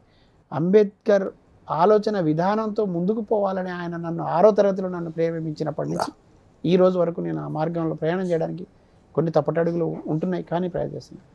దీంట్లో ఇంకా గొప్పగా చెప్పుకోవాల్సిన అవసరం ఉంది. సందర్భం వచ్చినప్పుడు చెప్పకపోతే కూడా అది చరిత్రలోకి ఎక్కదు. ఆయన నన్ను ఈ పరిస్థితులు చెప్పేటప్పుడే నాకు 9వ తరగతిలో నన్ను జర్నలిస్ట్గా తయారు చేశాడు. ప్రజాశక్తి పత్రికకు 9వ తరగతి విద్యార్థి ఎంతో వార్తలు రాసేవాడిని. నాకు ఆయన అట్లా అవకాశం కల్పించినాడు. తర్వాత ఆ సమయంలో నాతో ఒక ప్రామిస్ కూడా చేయించుకున్నాడు ఆయన. భవిష్యత్తులో ఇక్కడ అంటరానితనం పోవాలన్నా, కుల మత విభేదాలు ఉండకుండా ఉండాలన్నా, అంతరాలు లేని సమాజ నిర్మాణం జరగాలన్నా కేవలం రక్త మార్పిడి ద్వారా మతాంతర కులాంతర వివాహాలు మాత్రమే సాధ్యమవుతాయని అంబేద్కర్ చెప్పిన మాటల్ని పదే పదే నాకు చెప్పే ప్రయత్నం చేసినాడు. కమిట్ అయ్యాను. నేను ఖచ్చితంగా నా జీవితంలో దళిత వర్గానికి సంబంధించినటువంటి బిడ్డని పెళ్లి చేసుకుంటానని చెప్పి నా జీవిత సహచరిగా ఇవాళ నేను 20 సంవత్సరాలు పూర్తయింది. రేపు 21వ పెళ్లి రోజు నాది. 20 సంవత్సరాలు 2 దశాబ్దాలుగా మేము బ్రహ్మాండ సహచర్యం కొనసాగుతోంది, ఆదర్శ జీవితం కొనసాగుతుంది. పాపైనా బాబైనా ఒకరే అనుకున్నాం, ఆ రోజులో అనుకున్నాం, ఇప్పటికి ఆచరిస్తూ ఉన్నాం. నేను ఎందుకు చెప్తున్నా ఈ మాట అంటే, కేవలం అంబేద్కర్ని చదవడం మాత్రమే కాదు, కేవలం మహనీయుల్ని చదవడం మాత్రమే కాదు, ఆచరించేటటువంటి పద్ధతిలో ముందుకు పోతేనే ఫలితాలు ఉంటాయి, ఎక్కడి దాకానైనా ప్రయాణం చేయడానికి అవకాశం ఉంటుందని చెప్పడానికి ఆచరణ మార్గంలో చూపించేటటువంటి ప్రయత్నం చేసిన వాడిగా చెప్తా ఉన్నాను నేను. నాకు కూడా ఒక పాప, ఆ పాప కూడా ఇవాళ అంబేద్కర్ ఆలోచనతో ఉన్నాం, అది చాలా సంతోషం. అయితే ఇది కొంత నేపథ్యం, బట్ వచ్చిన నేపథ్యం ఇది కాబట్టే ఇంత గట్టిగా మాట్లాడగలుగుతా ఉన్నాం, ఇంత గట్టిగా ఇన్వాల్వ్ కాగలుగుతా ఉన్నాం. కష్టం ఎక్కడ ఉందో ఆ కష్టాన్ని కష్టంగా చూడగలుగుతా ఉన్నాం. తర్వాత ఏ మిత్రుడు ఎక్కడి నుంచి ఆపదలో ఉన్నా కూడా ఆపద ప్రయారిటీని మనం గుర్తించగలుగుతా ఉన్నాం. ఇప్పుడు ఆ సమయానికి మనం అక్కడ పోయి అటెండ్ చేయగలుగుతా ఉన్నాం. ఒక మిత్రుడి తండ్రి వస్తే మా నాన్న కోల్పోయినాను కాబట్టి దాంట్లో ఒక తండ్రిని చూసుకుంటా ఉన్నాను, ఒక మిత్రుడు పోతే మా సోదరుని చూసుకుంటా ఉన్నాను, మా గురువు చెప్పినటువంటి మాటలు ఉన్నాయి కాబట్టి వాటిని అవసరం ఉన్నాను. అదృష్టవశాత్తు నేను ఏ సమూహంలో అయితే ఉన్నానో ఆ సమూహం ఒక ఆదర్శవంతమైనటువంటి నాయకత్వం నుంచి వచ్చింది, ఉద్యమాల నుంచి వచ్చిన సమూహంలో ఉన్నాను కాబట్టి వీటన్నిటిని కూడా నేను ఆచరించడానికి కొంత ఉపయోగపడతా ఉన్నది. చాలా బరువుగా మారిపోయింది వాతావరణం. Right. రైట్ చాలా రైట్. రోజుల తర్వాత అంటే ఇక జర్నలిజంలోకి రావడానికి ఇదే ప్రేరణ. 9th క్లాస్ నుంచి ఇక జర్నలిస్ట్ అయిపోయారు. అయిపోయినాం. తర్వాత హై స్కూల్ చదువు అయిపోయిన తర్వాత మళ్ళీ చదువుకు కూడా గ్యాప్ వచ్చింది, ఉద్యమాల వైపు వెళ్ళాల్సి వచ్చింది. ఓకే అప్పుడు నేను ఏదైతే మా గురువు గారు చెప్పిన మాటలు నాకు కొంచెం బాగా ఓకే స్ఫూర్తినిచ్చినాయి. తర్వాత మా దగ్గర మరీ ముఖ్యంగా మన రాష్ట్రంలో మొదటగా జరిగినటువంటి ఉద్యమాలలో తెలంగాణ రైతాంగ సాయుధ పోరాటం ఒకటి చాలా గొప్ప పోరాటం. అవును ఈ తెలంగాణ రైతాంగ సాయుధ పోరాటానికి నాయకత్వం వహించినటువంటి చాలామంది ప్రముఖుల్లో మా తుంగతుర్తి గడ్డ వైపు నుంచి భీమిరెడ్డి నరసింహారెడ్డి గారు, మల్లు స్వరాజ్యం గారు, వీరితో పాటు వరదెల్లి బుచ్చిరాములు గారు, తొట్ల మల్సూరు, ఇటువంటి వాళ్ళు చాలామంది మా ప్రాంతంలో మా మధ్యన మా ప్రజల మధ్యన ఉండేవాళ్ళు. వాళ్ళ ప్రభావం కూడా నా మీద చాలా ఉంది.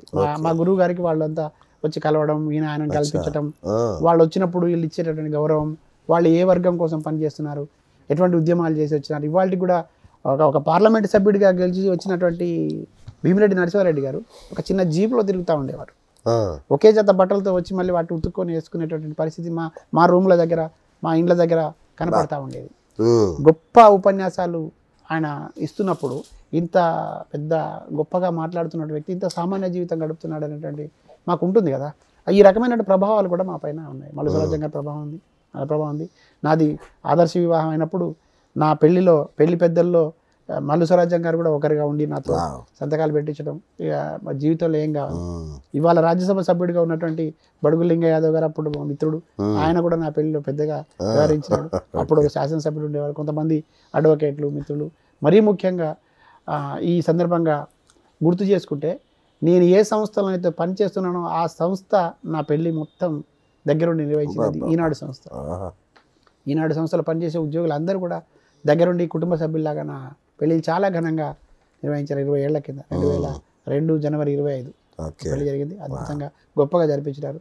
అక్కడ కొన్ని ఇబ్బందులు వచ్చినా కూడా వాళ్ళు పాపం ముందుండి నడిపించినట్టు పరిస్థితి. ఇది ఆచరణకు సంబంధించిన విషయంలో కూడా నేను ఇది చేసి 2 దశాబ్దాలుగా ఆచరిస్తున్నాను చెప్పడానికి కూడా నేను కొంత గర్వపడతాను. అయితే ఇదే నేపథ్యంలో కొంత ఇక్కడ ఖమ్మం జిల్లా అటు ఇటు తిరుగుతున్న క్రమం వల్ల ఈ విద్యార్థి ఉద్యమాలు, యువజన ఉద్యమాలు, తర్వాత అక్కడ పోయిన తర్వాత 170 గిరిజనులకు సంబంధించి తునికాకు పోరాటాలు, గిరిజనులకు సంబంధించి ఎదుర్కొనేటువంటి అనేక ఇబ్బందులు, వడ్డీకి సంబంధించి సరి వడ్డీలని, నాగుల వడ్డీలని చాలా రకాల మోసాలు చేసేవాళ్ళు గిరిజనుల్ని. వాటికి వ్యతిరేకంగా మేము నిలబడి వాళ్ళ కోసం వాళ్ళ వైపు నుంచి నిలబడి మాట్లాడే పోరాటాలు చేసేవాళ్ళం. పోడు భూముల వ్యవసాయానికి సంబంధించిన ఉద్యమాలు, వెదురు కార్మికుల ఉద్యమాలు, పాలేరుల ఉద్యమాలు, ఈ అన్ని ఉద్యమాల్లో ప్రత్యక్షంగా ఉండేటువంటి అవకాశం నాకు దొరికింది. అయితే నేను వీటన్నిటినీ చిన్న వయసులోనే అక్కడ ఉన్నటువంటి నాయకుల మధ్యలో ఉండి ప్రత్యక్షంగా వాటి సమస్యలు చూడడం, పరిష్కారానికి ఎట్లా ప్రయత్నం చేస్తున్నారు, ఆ ఉద్యమానికి ఎట్లా సన్నద్ధం చేస్తున్నారు, ఒకవేళ వచ్చినప్పుడు ఎట్లా సంఘటితం కావాలి, ఒక సమస్య వచ్చినప్పుడు సంఘటితమైనప్పుడు ఒకసారి ఎట్లా ఎదుర్కోవాలి, ఒక్కొక్కసారి దాడులు కూడా జరుగుతాయి, దాని నుంచి ఎట్లా బయటపడాలి, వీటన్నిటిని కూడా కళ్ళారా చూసిన వాడిని, ప్రత్యక్షంగా పాల్గొనేవాడు. కాబట్టి ఇదంతా నా మీద ప్రభావం ఉంది. దాంట్లో నుంచి వచ్చిన తర్వాత మళ్ళీ ఈ ఉద్యమాలు భీమిరెడ్డి నరసింహారెడ్డి గారు కొంత రాజకీయాల నుంచి ఒక పార్టీకి సంబంధించిన రాజకీయాలకు వెళ్ళిన తర్వాత మళ్ళీ జర్నలిస్ట్గా కొనసాగించి ఇక ప్రజాశక్తి నుంచి అనేక ప్రధాన పత్రికలన్నీ పనిచేశాను. ఎలక్ట్రానిక్ మీడియా మొదలుపెట్టినప్పటి నుంచి నేను ఎలక్ట్రానిక్ మీడియాలో ఉన్నాను. ఇవాళ TV5 మొదలుపెట్టిన కొంతమందిలో ఉన్నప్పుడు అక్కడ ఉద్యోగిగా ఉన్న స్టూడియో అయితే పూర్తిగా శ్రీరామ్ ప్రసాద్ గారి ద్వారా ఆయనతో పాటుగా ఉన్న సందర్భం ఉంది, అనుభవం ఉంది. HYTV ఇటువంటి కొన్ని మీడియా ఛానల్లో కూడా నేను ఒక కీలకమైనటువంటి పొజిషన్లోనే పనిచేసుకుంటూ రావడం. పాత్రికేయుడిగా ఒక ప్రస్థానం అయితే, జర్నలిస్ట్ నాయకుడిగా టెంజు నాయకుడు అయితేనేమి, అన్ని ఎన్ని రకాలుగా మీరు చేసిన అది. అంటే ఇక తెలంగాణ ఉద్యమం ఉవ్వెత్తున సాగుతున్నప్పుడు జర్నలిస్ట్ ఫోరం నుంచి మనము ప్రతి మూలమలుపులో ఉన్నాం. గల్లీ నుంచి ఢిల్లీ దాకా జరిగిన ప్రతి పోరాటంలో ప్రత్యక్షంగా నేను ప్రతి సందర్భంలో నేను ఉన్నాను. కాబట్టి అది కూడా చరిత్రలో నాకు ఒక పేజీని ఉంచేటటువంటి అవకాశం, దానికి కూడా నేను గర్వపడతా ఉన్నాను. ఎందుకంటే చాలా అరుదైనటువంటి అవకాశం, చాలా తక్కువ మందికి దొరికేటటువంటి స్పేస్ అది. యూనియన్లో నాకు ఆ రకమైనటువంటి క్రెడిట్ కూడా దక్కింది, నాకు అక్కడ కూడా అవకాశం దొరికింది. తర్వాత దీంట్లో భాగంగా ఉద్యమ సమయంలో తెలంగాణ జర్నలిస్ట్ ఫోరం కీలకమైనటువంటి ఘట్టాలు ఉన్నాయి, చాలా ఉన్నాయి. దాంట్లో మరీ ముఖ్యంగా అసెంబ్లీకి ధీటుగా ఒక మాక్ అసెంబ్లీ నిర్వహించడం అది మామూలు విషయం కాదు. తర్వాత మాక్ అసెంబ్లీ నిర్వహించినప్పుడు ఎదురైనటువంటి సవాళ్ళు కూడా ఇప్పుడున్న మన అందరం కూడా ఆ రోజు ఉన్నాం. ఇవాళ పదవుల్లో కొంతమంది ఉన్నారు, తర్వాత కొన్ని రాజకీయ పార్టీల్లో కొంతమంది మిత్రులు ఉన్నారు, కొంతమంది ఇంకా ఉద్యోగులు ఉన్నారు, కొంతమంది సంఘాల్లో ఉన్నారు. కానీ ఆ రోజు అందరం కలిసి దాన్ని విజయవంతంగా పూర్తి చేసినాం. తర్వాత అసెంబ్లీలో ఏం చర్చించాలి, ఇవాళ జరుగుతున్న పరిణామాలు ఏంటి అనే దాని మీద ఎమ్మెల్యేలను పిలిచి అశోక హోటల్లో కూర్చోబెట్టి మాట్లాడిన సందర్భం కూడా మన నాయకుడు చేస్తున్నప్పుడు ఆయనతో పాటు మనందరం ఉన్నటువంటి పరిస్థితి ఉంది.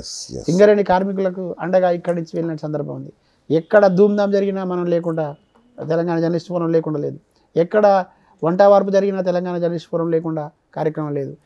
ఏ న్యాయవాది ఏ కోర్టును బహిష్కరించి కూర్చున్నా కూడా అక్కడ తెలంగాణ జర్నలిస్ట్ ఫోరం నాయకులతో వెళ్ళి మాట్లాడింది. ప్రతి నగరంలో ప్రతి క్రియాశీలకంగా ఢిల్లీ జంతర్ మంతర్కి ఒక రైలు తీసుకొని ఒక ట్రైన్ మొత్తం ఎక్కిపోయి ఆందోళన చేసినటువంటి చరిత్ర కూడా తెలంగాణ జర్నలిస్ట్. ఒక పుస్తకం రాయొచ్చు తెలంగాణ జర్నలిస్ట్ ఫోరం చరిత్ర.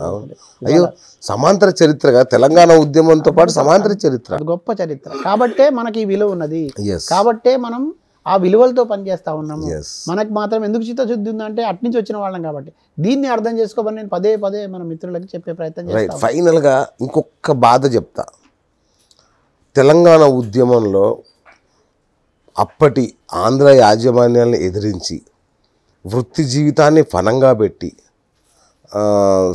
వ్యక్తిగత జీవితాల్ని బలిపెట్టుకొని తెలంగాణ కోసం ఎంతో కష్టపడ్డ జర్నలిస్టులకి తెలంగాణ వచ్చిన తర్వాత న్యాయం జరగట్లేదు, వాళ్ళని పక్కన పడేసారని ఒక ఆవేదన, బాధ సీనియర్ జర్నలిస్టులో ఒక 70% మందికి ఉంది. దీన్ని ఎట్లా తీరుస్తా అంటే నిజమేనా? అంటే అదే దీన్ని కూడా రెండు పార్షాలుగా చూడాల్సిన అవసరం ఉంది. ఒకటి ప్రభుత్వం తీర్చాల్సింది అని అంటే వాళ్ళకు ఒకవేళ కొంతమంది మిత్రులకు రాజకీయాల్లో పదవిలోకి రావాలనే ఆకాంక్ష ఉండవచ్చు, లేదంటే ఈ ప్రభుత్వం లోపల ఉండి పని చేయాలనేటువంటి ఆసక్తి ఉండవచ్చు. అట్లాంటి వాళ్ళు ఆశపడిన వాళ్ళలో ఒకరిద్దరికి ప్రయోజనం కూడా జరిగింది. అది మనం ఆల్రెడీ చూస్తా ఉన్నాం. కొంతమంది వాళ్ళ ప్రయత్నాలు చేసుకునే దగ్గర కానీ లేకపోతే వాళ్ళ అప్రోచ్లో కానీ కొంత ఇబ్బంది ఉండవచ్చు. ఒకవేళ అది అటువంటి ప్రయత్నాలు చేసుకున్న వాళ్ళకి తెలియాలి దాన్ని. కానీ మనం ఆశించిన ఉద్దేశం ఏమిటి? మనం ఏ ఉద్దేశంతో ఈ ఉద్యమానికి సపోర్ట్గా నిలిచినాం? ఈ ఉద్యమాన్ని ఉర్రూతలూగించడం, ఈ ఉద్యమాన్ని తుదికంట మనం ఎందుకు నిలబడ్డాం? ఇది సకల జనుల ప్రయోజనం దృష్ట్యా నిలబడ్డవాళ్ళు. తర్వాత తద్వారా వస్తే మన ప్రయోజనాలు కూడా అనుకున్నవాళ్ళు. కాబట్టి మన ప్రయోజనాలు నెరవేర్చడం కోసం మనం ప్రయత్నాలు చేస్తూ ఉన్నాం. కానీ మన శక్తి, మన పరిధి, తర్వాత మనం ఎంతవరకు వెళ్ళగలుగుతాం, ఎట్లా వెళ్ళగలుగుతాం అనేటువంటిది కూడా కొంత అంచనా ఉండాలి మనకి. కొన్ని సందర్భాల్లో చర్చల ద్వారా ఉంటుంది, కొన్ని సందర్భాల్లో ఆందోళన ద్వారా ఉంటుంది, కొన్ని సందర్భాల్లో నిరసన ద్వారా ఉంటుంది. కానీ ఇవాళ మనము ఏ దశలో ఉన్నాం, ఎట్లా ప్రయత్నం చేస్తున్నాం అనేది కూడా ఒకసారి ఆలోచించుకోవాలి. వీటిని కూడా మనం కొంచెం నిశ్చితంగా పరిశీలించిన వాళ్ళంగా మాట్లాడుకోవాలి, ఓపెన్గా మాట్లాడుకోవాలి. ఇప్పుడు మనసులో ఏదో పెట్టుకొని పైకి చెప్పేటటువంటి పరిస్థితి ఏం చేయాలి? ఎటువంటి ప్రయోజనం కావాలని ఎవరు అనుకుంటున్నారో మనకు తెలియదు కదా. మనం ఆలోచించింది ఉమ్మడి ప్రయోజనం, అంటే ఒక విశాల దృక్పథంతో ఉన్నవాళ్ళు. దానికి ఒక చిన్న అడిషన్. ఇప్పుడు కొన్ని రాష్ట్రాల్లో మామూలు జర్నలిస్టులకే పెన్షన్లు కూడా ఇచ్చేస్తున్నారు, కొన్ని రాష్ట్రాల్లో అమలు అవుతున్నాయి కూడా. మంచి ప్రశ్న. కానీ మీరు ఒక్కసారి ఆలోచించండి. మీరు జర్నలిస్ట్గా చాలా సీనియర్ జర్నలిస్ట్, మీరు కొన్ని రాష్ట్రాల్లో కూడా వెళ్ళి పనిచేసి వచ్చిన చరిత్ర మీకు ఉన్నది. అది నేను వేరే చెప్పాల్సిన పని లేదు. మీరు పనిచేసిన ఉదాహరణకు బెంగళూరు అనుకుందాం, కర్ణాటక రాష్ట్రం. అక్కడ ఉన్నటువంటి జర్నలిస్టుల సంఖ్య ఎంత? అక్కడ ఉన్న పత్రికలు ఎన్ని? అక్కడ ఉన్నటువంటి మీడియా సంస్థలు ఎన్ని? అక్కడ ఉన్నటువంటి పార్ట్ టైం ఉద్యోగులు ఎంతమంది? తర్వాత పర్మనెంట్ ఉద్యోగులు ఎంతమంది? పెన్షన్ స్కీమ్ ఎవరికి వర్తిస్తుంది? ఎవరికి వర్తించాలి? దాని క్రైటీరియా ఏమిటి? దాన్ని ఎట్లా తీసుకుంటారు కదా? అక్కడ ఉన్నటువంటి తిప్పి కొడితే 3,000 నుంచి 5,000 మంది కూడా అక్కడ పూర్తి స్థాయి జర్నలిస్టులు ఎవరు అక్రిడేషన్. ఇవాళ మనం 30,000 అక్రిడేషన్లే ఉన్నాయి. సుమారు 20,000 పైగా అక్రిడేషన్ మన దగ్గర ఉన్నాయి. మన దగ్గర పత్రికలు ఎన్ని ఉన్నాయి? మన దగ్గర మీడియా సంస్థలు ఎన్ని ఉన్నాయి? తర్వాత పార్ట్ టైం ఉద్యోగులు ఎంతమంది ఉన్నారు? చిన్న పత్రికలు ఎన్ని ఉన్నాయి? ఇంత విస్తృతి బాగా పెరిగి ఉండి ఇక్కడ మీడియా సంస్థలలో పనిచేసేటటువంటి వాళ్ళ సంఖ్య కూడా ఎక్కువగా ఉండడం వల్ల కొన్ని సాధ్యాసాధ్యాలు కూడా పరిశీలించాల్సిన అవసరం ఉంది. కానీ అయినా నేను నా వైపు నుంచి ఒక ట్రేడ్ యూనియన్ బాధ్యుడిగా, తర్వాత ఒక జాతీయ సంఘ బాధ్యుడిగా నేను ఇప్పుడు చెప్తా ఉన్నాను. ప్రభుత్వం దృష్టికి మేము తీసుకెళ్లే సందర్భాలు తీసుకెళ్తానే ఉన్నాం, రేపు కూడా తీసుకువెళ్తాం. కానీ కేవలం ఆ పెన్షన్ స్కీమ్కి సంబంధించి ఆలోచించినప్పుడు ఇన్ని ప్రయోజనాలను మనం సాధించుకున్నాం కదా. అక్కడ ఒకే ఒక్క ప్రయోజనం, అది కూడా ఒక 1000 నుంచి 1,500 మందికి మాత్రమే వస్తుంది. అంటే ఒక 1000-1,500 మందికి కలిపితే మనం కరోనా సమయంలో ఒక నెలలో ఖర్చు పెట్టినంత కాదు వాళ్ళు ఏడాది. కరెక్ట్. అయితే ఒక్క మాట, నేను అందరికీ ఇవ్వమని కూడా అడగట్లే. తెలంగాణ ఉద్యమం కోసం కష్టపడ్డ వాళ్ళకి, అంటే ఎప్పుడైతే స్వాతంత్ర సమరయోధుల్లాగా గుర్తించి ఏమన్నా ప్రయోజనాలు కల్పిస్తే బాగుంటుందేమో అనేది ఒక ఆలోచన. కోరికలు ఉండడం తప్పు కాదు, ఆశపడడం తప్పు కాదు, తర్వాత మనం అభ్యర్థించడం కూడా తప్పు కాదు. కానీ పాలసీ మ్యాటర్స్ ఉంటాయి, అది ప్రభుత్వం తీసుకోవాల్సిన నిర్ణయం. మన వైపు నుంచి నిజంగానే ఒక అప్పీల్ చేద్దామంటే తప్పకుండా అటువంటి అప్పీల్ చేయడానికి మాకే అభ్యంతరం లేదు. కానీ సాధ్యాసాధ్యాలు ఒకటి చూడాలి. మనం మన పరిమితులు దాటి కూడా మనం కొన్ని చేయలేము, చేయకూడదు. తర్వాత మిగతా సమూహం లాగా జర్నలిస్ట్ సమూహం కొన్ని సందర్భాల్లో వివరించకూడదు అనేది నేను అనుకుంటాను. అయినా కూడా జర్నలిస్ట్కి ఏ ఒక్క ప్రయోజనం అదనంగా చేకూరినా సంతోషపడేవాడిని, ప్రతి ప్రయోజనం చేకూరాలని కోరుకునేవాడిని.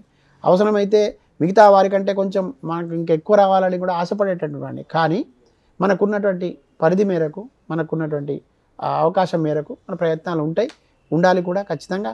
ఆ వైపు నుంచి మన వైపు నుంచి అయితే ప్రయత్నాలు చేద్దాం. మీలాంటి కొన్ని కొత్త ఏమైనా ప్రతిపాదనలు వచ్చినా కూడా తీసుకుంటాం, దానికి సంబంధించిన ప్రయత్నాలు చేద్దాం. అమలవడం కాకపోవడం, చేయకపోవడం ప్రభుత్వాల చేతుల పని. ఇప్పుడు కొత్త సమస్య వచ్చింది జర్నలిస్ట్ సంఘాలకు కావచ్చు, పెద్ద జర్నలిస్టులకు కావచ్చు. డిజిటల్ మీడియా కొన్ని వేల యూట్యూబ్ ఛానల్స్, అటు వెబ్సైట్లు, ఫేస్బుక్లో జర్నలిస్టులు, అంటే సీనియర్ జర్నలిస్టులు కూడా ఇప్పుడు వాటిలలోనే ఉంటున్న పరిస్థితి. ఇప్పుడు ఎలక్ట్రానిక్ మీడియాకి ఇంతవరకు చట్టబద్ధత లేదు, ఒప్పుకుంటాము.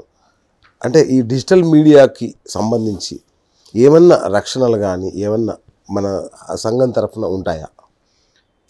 ఇవాళ వరకు మనం ఇప్పటిదాకా జరుగుతున్నటువంటి దేశవ్యాపితంగా చోటు చేసుకున్న పరిణామాలు, జరుగుతున్న పరిణామాలు, ఎదురైనటువంటి ఇబ్బందులు, ఈ సోషల్ మీడియా ద్వారా ఒనగూరిన ప్రయోజనాలు, చూసిన దుష్ఫలితాలు, వీటన్నిటిని బేరీజ్ వేసుకుంటే అసలు మీడియాకే చట్టబద్ధత లేనటువంటి పరిస్థితిలో మనం ఉన్నాం. ఒక భయానకమైనటువంటి పరిస్థితి కూడా ఉన్నది. మీడియాలో పనిచేసిన వాళ్ళకి ఇప్పటికీ రక్షణ లేదు, ఉద్యోగ భద్రత లేదు, కనీస వేతనం లేదు. తర్వాత వీటికి సంబంధించి ఇదంతా ఎవరు చూడాలి? యాజమాన్యాలు, అటు కేంద్ర రాష్ట్ర ప్రభుత్వాలు చూడాల్సిన అవసరం ఉంది. యాజమాన్యాలు మనల్ని పట్టించుకోవు, మన అవసరం ఉన్నందుకు వాడుకునేటువంటి పరిస్థితి ఉంటాయి. ఇదంతా ఒక రకమైన సమస్య ఉంటే, ఇవాళ ఈ సోషల్ మీడియా పేరుతోని, సోషల్ మీడియా ఏదైతే ప్రసార మాధ్యమాల ద్వారా మనం చెప్తున్నది ఉన్నదో దాంట్లో విశ్వసనీయత కోల్పోయింది, ఉండడం లేదనేటటువంటి ఒక అపవాదుని అది పూర్తిగా మూట కట్టుకుంటా ఉన్నాం. అయితే అన్నిటినీ ఒక ఘటన కట్టలేదు. నేను మళ్ళీ చెప్తా ఉన్నాను, ఇప్పటికి కూడా కొన్ని అమ్ముడు పోయినటువంటి యాజమాన్యాలలో ఉన్నటువంటి వాళ్ళు, అమ్ముడు పోతున్న వాళ్ళు, ఏదైతే గొంతు లేని వారి గొంతుగా వినిపించాలనేటువంటి ప్రయత్నం చేయాలని వారు చేయకుండా తప్పు చేస్తున్న వాళ్ళకు కూడా చెంపపెట్టులాగా కొన్ని సందర్భాల్లో సోషల్ మీడియా వర్క్ చేస్తూ ఉన్నది. దాన్ని మనం అభినందించదగ్గ విషయం. కానీ దాన్ని కట్టడి చేయడానికి నియంత్రణ లేదు, దానికి ఒక రూల్స్ రెగ్యులేషన్స్ ఫాలో చేసే పరిస్థితి లేదు.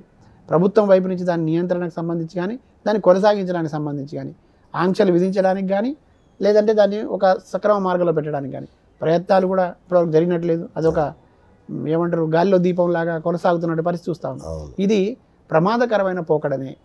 చైతన్యం ఎక్కువగా కనపడతా ఉన్నది, చూపెట్టడానికి ప్రయత్నం ఓకే, కానీ అసలు నీకు ఆ సెన్సార్ నియంత్రణ లేదు, సెన్సార్ లేదు, విచక్షణ లేదు. తర్వాత ఎవరి ప్రయోజనం చేకూర్చడానికి ఎవడు ఏం ప్రయత్నం చేస్తాడో తెలియదు. ఒక రకమైన మత కల్లోలు రెచ్చగొట్టేటువంటి ప్రయత్నం జరుగుతుంది. కొన్ని సందర్భాల్లో పేదల్ని హింసించేటువంటి ప్రయత్నం జరుగుతూ ఉంటుంది. కొన్ని సందర్భాల్లో ఏమంటారు, దేవుళ్ళ పేరు మీద, మతాల పేరు మీద, మూఢత్వం పేరు మీద ఒక విశృంఖలంగా వాటి ప్రచారం ఉండేటటువంటి ప్రమాదం. దానివల్ల అనేక చెడు రకమైనటువంటి కార్యక్రమాలు జరగటం, దానికి మళ్ళీ కొంతమంది పూసుకొని శాంతియుత వాతావరణాన్ని చెడగొట్టేటటువంటి ప్రయత్నం చేయడం, తర్వాత మొత్తంగా ప్రశాంత వాతావరణాన్ని భగ్నం చేసేటటువంటి ప్రయత్నాలు కొన్ని జరగడం, ఇటువంటి దుష్ఫలితాలు ఉన్నాయి. కాబట్టి దీనికి నియంత్రణ అవసరము. దీనికి ఒక చట్టం పరమైనటువంటి నిర్ణయాలు తీసుకోవాల్సిన అవసరం ఉన్నది, దాన్ని నియంత్రించాల్సిన అవసరం ఉన్నది.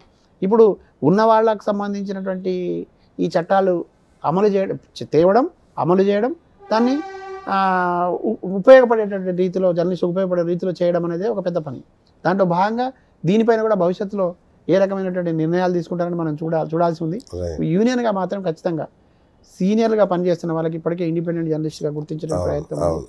తర్వాత కొంతమంది నికార్సుగా పనిచేస్తూ, ఇవాళ మనం ఎన్డీటీవీ ఒక సంస్థ కొనుగోలు చేసినప్పుడు అక్కడ ఉన్నటువంటి ఒక నిజాయితీ కలిగినటువంటి జర్నలిస్ట్ బయటకు వస్తే ఆదరిస్తూ ఉన్నారు, ఖచ్చితంగా ఆదరిస్తారు.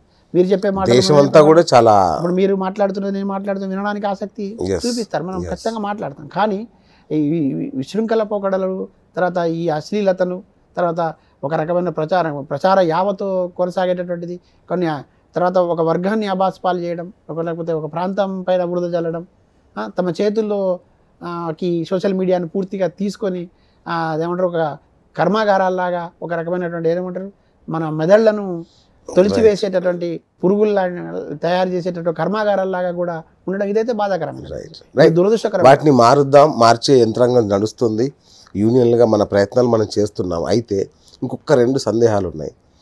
డిజిటల్ మీడియా ఛానల్స్కి అక్రిడేషన్ కార్డులు ఇస్తారా, అట్లాగే ఇండ్ల స్థలాలు ఇస్తారా అనేది అందరిలో నెలకొన్న ఒక చిన్న సందేహం, ప్రశ్న. అయితే దీనికి డిజిటల్ మీడియానా సోషల్ మీడియానా ఇంకొక వేదికనా అనే దాన్ని క్రైటీరియా కాకుండా ఖచ్చితంగా సీనియర్గా పనిచేస్తుంటే వాళ్ళు కనీసం ఇన్ని సంవత్సరాలు ఈ వృత్తిలో ఉన్నారు, ఇంతకాలం ఈ వృత్తిలో ఉండి అక్రిడిటెడ్ జర్నలిస్ట్గా ఉండి పలానా పలానా సంస్థలో పనిచేసిన వాళ్ళు అనే వాళ్ళని ఖచ్చితంగా గుర్తింపు ఉంటుంది. ఏ అపోహలకు వెళ్ళాల్సిన పని లేదు, ఏ రకమైన దుష్ప్రచారాలకు వెళ్ళాల్సిన పని లేదు. కానీ సోషల్ మీడియా అంటే ఇప్పుడు రాత్రి ఏర్పాటు చేసి తెల్లారి పొద్దున నేను కూడా సోషల్ మీడియాలో ఉండేటువంటి పరిస్థితి లేదు, దాని క్రైటీరియా ఉంటుంది కదా. అట్లాంటి వాటిని మాత్రం మనం ఏం చేయలేం కదా. కాబట్టి ఈ ప్రచారాలు చేసే వాళ్ళు కానీ వాటి కానీ ఇటువంటివి మాట్లాడాలని అంటున్నా. రైట్, సీనియర్లుగా ఉన్నటువంటి వాడు, ఇదే వృత్తిగా పెట్టుకొని పనిచేసినటువంటి వాడు, ఈ సమాజ శ్రేయస్సు కోసం తన శరీరాన్ని, తన ఆరోగ్యాన్ని, తన కుటుంబాన్ని పణంగా పెట్టి విలువలతో పనిచేసినటువంటి వాడికి న్యాయం జరగాలని కోరుకునేటటువంటి సంఘంలో నేనున్నా. ఖచ్చితంగా మా వైపు నుంచి వాళ్ళకి రక్షణ ఉంటుంది, అవకాశాలు ఉంటాయి. న్యాయం చేయడం కోసం అవసరమైతే ఎక్కడైనా అన్యాయం జరిగితే వాళ్ళని కొంచెం భుజం తట్టి మళ్ళీ చేయించి లాక్కొని ముందుకు తీసుకురావడం కోసం కూడా ఖచ్చితంగా పనిచేస్తుంది. దాంట్లో ఎటువంటి అపోహలు లేవు, అనుమానాలు కూడా ఉండనక్కర్లేదు. రైట్. రాష్ట్రంలో ఉన్న జర్నలిస్టులకి ఒక ఐజేయు ఉపాధ్యక్షుడిగా మీరు ఇచ్చే సందేశం ఏంటి? నేను సందేశం ఇచ్చేంత గొప్పవాడిని కాదు, కానీ గొప్పవాడివి అన్నా మళ్ళీ చెప్తా ఉన్నా, మనం ఈ వృత్తిలోకి ఎందుకు వచ్చాం, ఏ పరిస్థితులలో మనం ఈ వృత్తిని ఎంచుకున్నాం, ఈ వృత్తిని ఎంచుకున్న ఉన్న రోజుల్లో, తొలి రోజుల్లో మనం ఎట్లా ఉన్నాం, రాను రాను వస్తున్నటువంటి పరిణామాల క్రమం లోపల మనం ఎట్లా ఉంటున్నాం, తర్వాత ఏ విలువలకు కట్టుబడి మనం పనిచేస్తూ ఉన్నాం, పట్టుబడి పనిచేయాలనుకున్నామో దానికి కట్టుబడి పనిచేయాలి. ఏ వర్గానికి మనం ధైర్యాన్ని ఇచ్చి వాళ్ళ గొంతుగా నిలబడతా ఉన్నామో అటువైపు నిలబడాలి. ఇప్పటికీ ఎప్పటికీ అనేక రకాల రాజకీయాలు ఉంటాయి, అనేక ప్రభుత్వాల మార్పులు ఉంటాయి, తర్వాత విషపోకడలు ఉంటాయి. కానీ మనం కొట్టుకుపోకుండా ఉండాలనేది, మనం ఎట్లయితే వచ్చినామో ఆ లైన్లో తప్పకుండా ఉండాల్సిన అవసరం ఉన్నది. తర్వాత అన్నిటికంటే వేరే ఎవరు ఏ ప్రయత్నం చేసినా 4 గోడల మధ్యలో నష్టం జరిగే అవకాశం ఉంది. కానీ మనం ప్రపంచం మొత్తానికి చెప్పేవాళ్ళం, చూపించేవాళ్ళం. ఈ సమాజం అంతా మన వైపు చూస్తుంది. మనం కూడా పెద్ద కళ్ళు చేసుకొని సమాజాన్ని చూడాల్సిన అవసరం ఉన్నది. మనం నిజాయితీగా, నికార్సుగా, నిక్కచ్చిగా ఉండాల్సిన అవసరం ఉన్నది. ప్రశ్నించాల్సిన చోట ప్రశ్నించాల్సిన అవసరం ఉన్నది. కొన్ని సందర్భాల్లో ఉమ్మడి ప్రయోజనం, విశాల దృక్పథంతో ఆలోచించాల్సిన అవసరం ఉన్నది. మరీ ముఖ్యంగా ఇప్పటికీ కూడా స్వతంత్రాన్ని నోచుకొని ప్రజలు ఎవరైతే ఉన్నారో, స్వేచ్ఛని కోరుకొని ప్రజలు ఎవరైతే ఉన్నారో, తర్వాత ఇప్పటికి కూడా అణగదొక్కబడేటువంటి వర్గాలు ఎవరైతే ఉన్నారో, ఇప్పటికీ అణచబడుతున్నటువంటి వర్గాలు ఎవరైతే ఉన్నారో, ఇప్పటికీ కూడా మొత్తం తమ పైన దాడి జరుగుతున్న నోరు విప్పి మేము చెప్పలేము అనేటువంటి వర్గం, ఆ వర్గం వైపు ఇప్పుడు అప్పుడు ఎప్పటికీ ఉండాలని నేను బలంగా కోరుకుంటా ఉన్నా. అట్లా ఉండేవాడికి మాత్రమే జర్నలిజం ఉండే నైతిక హక్కు ఉంటుందని కూడా నేను భావిస్తాను. వండర్ఫుల్ అన్నారు. అట్లాగే కొత్తగా జర్నలిజంలోకి రావాలనుకునే వాళ్ళకి ఏం చెప్తారు? అంటే ఇవాళ ఒక గ్లామరస్ ఫీల్డ్ లాగా కనపడతా ఉన్నది. ఇది మనం కాదనలేని సత్యం ఈ మన ఫీల్డ్. అయితే కొంతమందిని సినిమాల్లో చూసి కొంతమంది ఇన్స్పైర్ అవుతున్నారు, కొంతమందినేమో బయట వాళ్ళని చూసి అవుతున్నారు. కొంతమంది ఎదిగిన తీరులో కూడా మార్పులు ఉంటారు. ఒకడేమో జనంతో కలిసి జనంతో ఉండి సంక్షేమం కోసం పనిచేసి ఎదుగుతున్న వాళ్ళు కొంతమంది ఉంటారు. కొంతమంది ఏమో చూస్తుండగా మెడలు మిద్దెలు కట్టి కాళ్ళలో తిరుగుతున్నటువంటి వాళ్ళు ఉంటారు. అయితే ఇక్కడ ప్రమాదాలు కూడా 2 రకాల ప్రమాదాలు ఉన్నాయి. అవి కూడా వచ్చే జనరేషన్ చూసి రావాలని నేను కోరుతా ఉన్నా. మీరు ఆశయం కోసం వస్తున్నారా, ఆశతో వస్తున్నారా? ఆశయం కోసం వచ్చే వాళ్లకు జర్నలిజం మాత్రమే కాదు, ఏ వృత్తిలోనైనా రాణించేటటువంటి అవకాశం ఉంటుంది, ప్రవేశించేటటువంటి అవకాశం ఉంటుంది, నిలదొక్కునే అవకాశం కూడా ఉంటుంది. ఎప్పుడైతే మనం తాత్కాలిక భ్రమలకు ఇమ్మీడియట్గా మనకు ప్రయోజనం చేకూరాలనే ఆలోచన ఏదైతే ఉంటుందో అది ఎప్పటికైనా దుష్ఫలితాన్ని ఇస్తుంది. ఏ ఫీల్డ్లోనైనా అనర్థాలు ఉంటాయి, మన దగ్గర కూడా ఇబ్బంది పడేటటువంటి కొంచెం. కానీ యువత, ఇప్పుడున్నటువంటి చదువుకున్న యువత, ఇప్పుడు ఏమంటారు టెక్నాలజీని అందిపుచ్చుకున్న యువత అయితే ఈ ఫీల్డ్కి రావాల్సిన అవసరం ఉన్నది. యాజమాన్యాలు కూడా గతంలాగా ఇప్పుడు లేవు. గతంలో యాజమాన్యాలు ఒక సంస్థని, ఒక మీడియా సంస్థని ఏర్పాటు చేసేటప్పుడు ఒక ఆశయంతో చేసేటటువంటి పరిస్థితి ఉండే. దాంట్లో ఒక ఉద్యోగిని తీసుకోవాలంటే కూడా వాడు ఎటువంటి నడత, వాడి గత జీవితం, వాడికి ఉండేటువంటి స్నేహితులు ఎవరు, వాడు ఏ వర్గం నుంచి వచ్చినాడు, ఎవరు ప్రయోజనాలకు కాపాడుతాడు అనేటటువంటి వీటన్నిటిని పరిశీలించి పరీక్షించి తీసుకునేవాళ్ళు. నా ఇంటర్వ్యూ కూడా జరిగినప్పుడు చాలా రకాల రోజులు ఎదురు చూసి అసలు ఇస్తారా ఇవ్వరా ఉద్యోగం అనేటువంటి పరిస్థితి కూడా వచ్చింది. అంటే అంత నిశ్చితంగా పరిశీలించి ఆ రకమైనటువంటి తీసుకునే యాజమాన్యాలు ఉండేవి. కానీ ఇవాళ మన ఒక యూనియన్ నాయకుడిగా నేను మాట్లాడకూడదు, కానీ పరిస్థితి వేరుగా ఉన్నది. వాటిని కూడా దృష్టిలో పెట్టుకోవాల్సిన అవసరం ఉన్నది. ఆలోచించి నిజంగా ఎక్కడ వాస్తవికత ఉన్నది, నిజంగా ఇక్కడ ఏమైనా ఉపయోగకరం ఉంటుందా, దీని ద్వారా మనం ఈ ఆయుధం ద్వారా మనం ఏమైనా ప్రజలకు ప్రయోజనం చేకూర్చవచ్చా, మనం రాసే ఈ అక్షరం ఏమైనా ఉపయోగపడుతుందా, మనం సంధించేటువంటి ప్రశ్న ఏమైనా సమస్యలను పరిష్కరించగలుగుతుందా, ఇటువంటి సోయి ఉన్న వాళ్ళకి మాత్రం ఎప్పుడు చోటు ఉంటుంది, రావాలని నేను కోరుకుంటాను. థ్యాంక్ యూ అన్న. సో సచ్ ఏ వండర్ఫుల్, అంటే మీ గతం, మీ అనుభవాలు నిజంగా పాఠాలే జర్నలిస్టులకు రావాల్సిన వాళ్ళకి. అంటే చాలామంది జర్నలిస్టులు ఒక సదాశయంతో స్వచ్ఛంగా మొదలవుతారు, ఆ తర్వాత ఒకప్పటి మూసీలా అనుకొని ఇప్పటి మూసీలా తయారవుతున్న పరిస్థితి నిజం మనం మాట్లాడుకోవాలి. కానీ ఆ రోజు నుంచి ఈ రోజు వరకు అంతే స్వచ్ఛంగా. నాకు ఇంకో ప్రశ్న అడగాలని ఉంది. దాదాపు 3 దశాబ్దాల జర్నలిజమా మీరు? 3 దశాబ్దాల జర్నలిజంలో ఈ రోజు కూడా మీ జేబులో రూపాయి ఉంటుందని నేను అనుకోను. నిజమే. అది మేడం ఏమంటారన్న, తిట్టారా? నేను నన్ను ఏం చేస్తున్నావు? వాళ్ళ సహకారం లేకుండా నేను ముందుకు వెళ్ళలేదు. ఖచ్చితంగా ఆమె సహకారం ఉంది, ఆమె తోడ్పాటు ఉంది. నా సహచరి తర్వాత నా బిడ్డ నన్ను ఎప్పుడు వెన్నంటి తడుతుంటారు. ఎందుకంటే వాళ్ళు నా లోపల నేను ఆర్థికపరమైనటువంటి ప్రయోజనాలు ఆశిస్తున్నానా, లేకపోతే నేను ఒక ఆశయం ప్రయాణం చేస్తున్నాను వాళ్ళకి స్పష్టత ఉన్నది. కాబట్టి నాకు ఆ సమస్య లేదు. కానీ ఉన్నాయి, ఇబ్బందులు ఉన్నాయి, ఆర్థిక ఇబ్బందులు కూడా ఉన్నాయి, అనేక రకాల ఇబ్బందులు ఉన్నాయి, అసూయలు ఉన్నాయి, సూటిపోటు మాటలు ఉన్నాయి, తర్వాత ఏమంటారు కుట్రలు ఉన్నాయి, కుతంత్రాలు ఉన్నాయి, అన్నీ ఉన్నాయి, అన్ని చోట్ల ఉన్నట్టే ఉన్నాయి. నేను మళ్ళీ చెప్తున్నా, నేను నిరాశపడే వ్యక్తిని కాదు, నేను వెన్ను చూపే వ్యక్తిని అసలే కాదు. నేను ఒక పోరాట మార్గం నుంచి వచ్చినటువంటి వాడిని, ఉద్యమ శక్తుల సహచర్యాన్ని కలిగి ఉన్నవాడిని. తర్వాత మరీ ముఖ్యంగా అనేక వివక్షలు ఈ ప్రపంచం మొత్తంలో ఎక్కడ పోయినా వివక్షను ఎదుర్కొని, ఎక్కడ పోయినా ఆటుపోటులు ఎదుర్కొని, కనీసం ఆయన తాగే నీళ్లు తాగడానికి కూడా గ్లాసు పట్టుకోవడానికి వీలు లేని అవకాశం కల్పించని ఈ సమాజం నుంచి ఎదిగి వచ్చి ఈ రాజ్యాంగాన్ని రాసి ప్రపంచం మొత్తంగా మేధావిగా చెప్పబడ్డ బాబాసాహెబ్ అంబేద్కర్ని ప్రతిరోజు ఆ చిత్రాన్ని చూసి తిరుగుతున్న వాడిని. నేను పైకి కనపడినట్టు కానీ లేకపోతే వేరే రకం కానీ ఈ ఆడంబరాలు కాదు, లోపల ఒక గంభీరమైనటువంటి ఆలోచనలు ఉన్నాయి, ఆశయం ఉన్నది. నేను చేరుకోవాలన్న లక్ష్యం వైపు నా అడుగులు, నా పరుగులు ఉంటూనే ఉంటాయి. నేను ఏ సమూహంతో ఉండాలో ఆ సమూహంతో చిత్తశుద్ధితో ఉండేటటువంటి ప్రయత్నం చేస్తా, ఖచ్చితంగా దాన్ని నిలబెడతా. దీంట్లో భాగంగానే మీరు ఇందాక మాట్లాడుతున్నప్పుడు మీరు మాట్లాడారు, మళ్ళీ నేనేదో కొంత ఎమోషన్ అయ్యాను.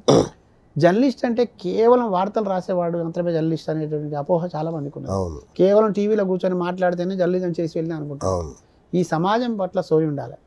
ఈ సమాజంలో ఉన్నటువంటి ప్రజల బాగోగుల కష్టసుఖాలని తన మనసుతో చూడగలిగి ఉండాలి. దాని పరిష్కార మార్గాలు చూపెట్టగలిగి ఉండాలి. అవసరమైతే ఉద్యమంలో నిలబడి ప్రజాక్షేత్రంలో నిలబడగలగాల, ప్రజలతో కలిసి నడవగలగాల. ఏ వర్గం అయితే అణగదొక్కబడుతుందో, ఎవరికైతే అన్యాయం జరుగుతుందో, ఎక్కడైతే న్యాయం జరగాలనో న్యాయం అందడం లేదో ఆ అన్యాయాన్ని ఎదిరించి న్యాయం వైపు వాళ్ళని నడిపించడం కోసం, ఆ న్యాయాన్ని వాళ్ళు పొందేదాకా ప్రయత్నం చేయడం కోసం కూడా జర్నలిస్ట్ పనిచేయాల్సి వస్తుంది. అందుకనే నేను తెలంగాణ ఉద్యమం నేను అప్పుడు స్టూడియో అనే ఒక సంస్థలో మంచి ఉద్యోగంలో ఉన్నాను, చాలా కీలకమైన బాధ్యతలో ఉన్నాను, మంచి జీతం అప్పుడు ఉన్నటువంటి వాళ్ళ హైప్లో నాకు ఎక్కువ జీతం కూడా వచ్చేది.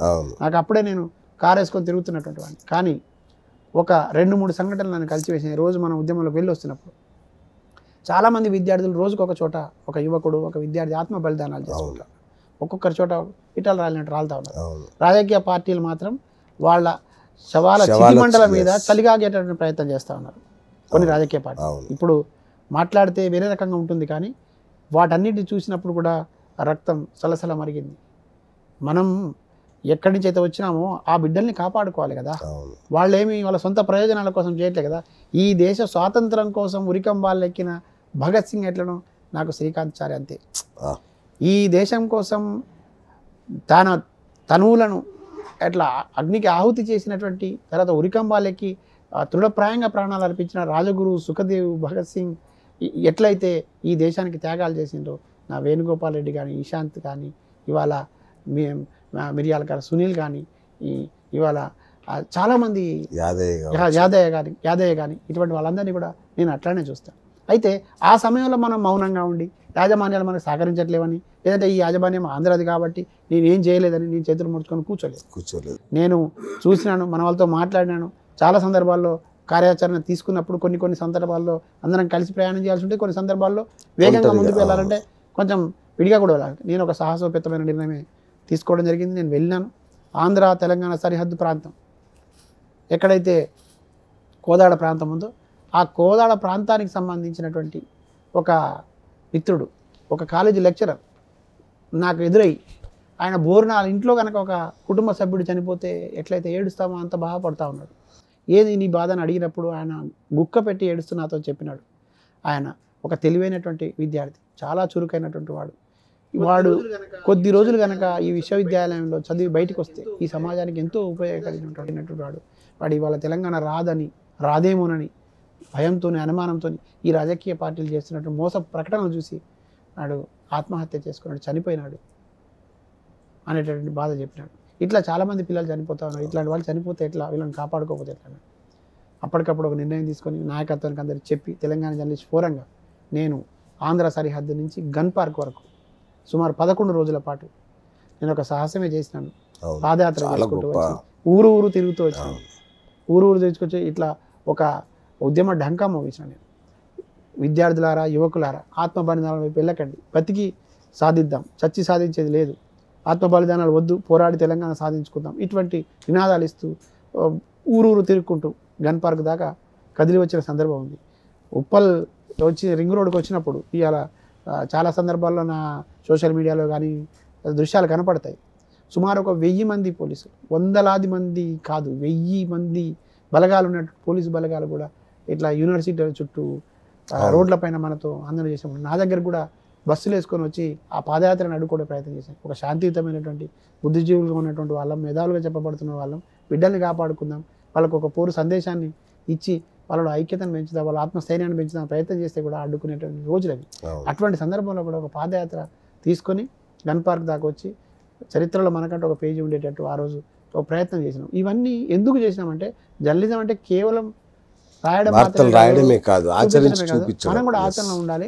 ఉద్యమాలు అనేటువంటి వచ్చినప్పుడు అవు నిజాయితీ కలిగిన ఉద్యమం వైపు మనం ఉండకపోతే మనం కూడా పౌరులమే కదా, ఈ ప్రాంత బిడ్డలమే కదా, మరి మన బిడ్డల వైపు నిలబడాలి కదా. కేవలం ఉద్యోగం ఇవాళ ఉంటుంది, రేపు ఉండదు. లేదంటే ఒకవేళ ఉద్యోగం తీసేసినా కూడా మరోవైపు నుంచి ప్రయత్నం చేసుకోవచ్చు, కానీ ఆ సందర్భం వెళ్తే రాదు.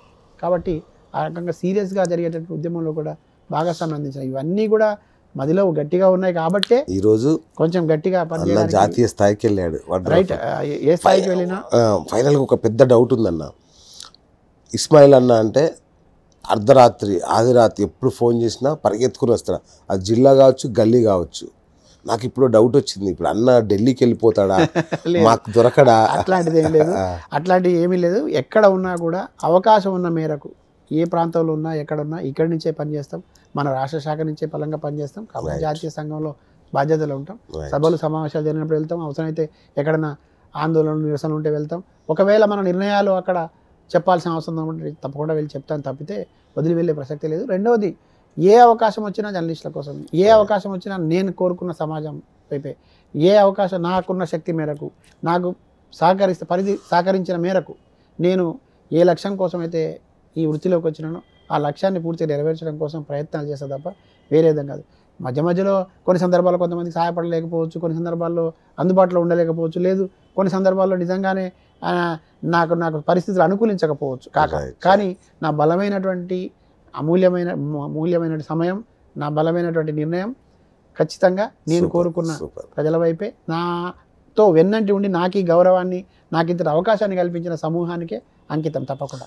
ఇంకొక వైపు ఒక బాధ ఉన్నా, రేపు పోతాడేమో అని ఒక చిన్న ఆలోచన ఉన్నా. రెండు ఒక సంతోషం ఏంటంటే, మీరు తెలంగాణ మోడల్ అన్నారు, నేనేమంటా అంటే ఇస్మాయిల్ అన్న మోడల్ అంట. ఏంటి అంటే నో ఇట్లాంటి ఇస్మాయిల్ అన్న మోడల్ ఏంటి అంటే కష్టాల్లో ఉన్న జర్నలిస్టులు ఆదుకోవడం దగ్గర నుంచి వాళ్ళ హాస్పిటల్కి తీసుకెళ్ళడం కావచ్చు, ఎక్కడో ఊర్లో నుంచి వచ్చినా అన్న ఇంటికే వెళ్ళి భోజనం చేసి హాస్పిటల్కి వెళ్ళి మళ్ళీ ఇంటికి వెళ్ళే పరిస్థితి కావచ్చు. ఇట్లాంటి ఒక ఇస్మాయిల్ అన్న మోడల్ దేశమంతా రాబోతుందని ఒక సంతోషం. నేను మీతో ఒక చిన్న విభేదం ఉన్నది, మళ్ళీ చెప్తున్నా, చాలా చిత్తశుద్ధితో చెప్తా ఉన్నా. మీరు ప్రేమతో మాట్లాడినారా లేదు ఇంకో రకమైన పొగడతనా అది పక్కన పెట్టండి, కానీ ఇది కేవలం నా ఒక్కడిది కాదు, నా ఒక్కడి వల్ల అయ్యే పని కాదు. నేను Telangana union of working journalist నాయకత్వం, ఈ నాయకత్వంలో ఉన్నటువంటి సహచర బృందము, తర్వాత మన నాయకుడు, వీళ్ళందరి సహకారం వల్లనే ఒక శక్తిగా ఏర్పడి ఆ శక్తితో తీసుకొని నేను ముందుకు వెళ్తా ఉన్నా. రేపు కూడా అటువంటి ప్రయత్నమే ఉంటుంది. సంఘటితంగా కలిసి చేసేటువంటి ప్రయత్నానికి ఫలితం ఉంటుంది. తర్వాత యూనిటీగా మనం ఉండడం వల్ల మాత్రమే అది సాధ్యమవుతుంది. ఒక్కొక్కరు ఒక్కొక్క దశలో పనిచేస్తారు. నేను బయటికి కనపడని మిత్రులు కూడా కొంతమంది ఉన్నారు. ఆసుపత్రుల్లో కొంతమంది మిత్రులు ఉంటారు, లేకపోతే డాక్టర్కి తెలిసిన కొంతమంది మిత్రులు ఉంటారు, లేకపోతే సార్తో ఒక ఫోన్ చేయించేటువంటి పరిస్థితి ఉంటుంది, లేకపోతే అటు క్రాంతనతో మాట్లాడే అవకాశం ఉంటుంది, అల్లం సార్తో మాట్లాడించే అవకాశం ఉంటుంది. మేము ప్రత్యక్షంగా నేను కనపడుతుంటా కాబట్టి మీకు రకమైన అభిప్రాయం ఉండొచ్చు, కానీ నేనైతే దాన్ని నా క్రెడిట్ నేను ఒక్కడికి తీసుకోవడానికి ఇష్టపడను, సిద్ధంగా కూడా లేను. బట్ నా లోపల ఉన్నటువంటి ఆలోచనలకి, నేను చేయాలనుకున్న పనికి, అది ఇష్టంగా చేస్తున్న పని కాబట్టి నేను ఎక్కువగా వెళ్ళడానికి ప్రయత్నం. మీ గొప్పతనంగానే అది తీసుకుంటూ మేము థ్యాంక్ యూ అన్న, థ్యాంక్ యూ సో మచ్. జాతీయ స్థాయిలో తెలుగువాడి, తెలంగాణ వాడి వేడి, వాడి ప్రభని లేదా మరొక్కసారి జాతీయ స్థాయిలో మీరు వెలిగించే ఒక కాగడాయి ముందుకెళ్తున్నారు. ఆ వెలుగులో తెలంగాణ జర్నలిస్టులకు మీ అందరం మీ వెంట ఉన్నాం. తెలంగాణ జర్నలిస్టులందరికీ మీ వల్ల మరొకసారి మంచి పేరు రావాలి, జాతీయ స్థాయిలో మంచి జరగాలని కోరుకుంటున్నా. ఆల్ ద బెస్ట్ మీకు. Thank you so much. ఈ సందర్భంగా నాకు మొదటి నుంచి ఈ రోజు వరకు నా వెన్నుంటి ఉండి నన్ను ప్రోత్సహించి నాకు సహకరించిన మిత్రులకి, పెద్దలకి, అందరికి కూడా మీ ద్వారా కృతజ్ఞత తెలియజేస్తా ఉన్నా. ఈ అవకాశాన్ని ఖచ్చితంగా సద్వినియోగం చేసుకుంటా, మన వాళ్ళ కోసం ఉపయోగిస్తాను. థ్యాంక్ యూ అన్న, థ్యాంక్ యూ సో మచ్. ఇది ద గ్రేట్ ఇస్మాయిల్ అన్నతో బిఎస్ టాక్ షో. నేను మీ BS signing off. Keep watching top Telugu TV.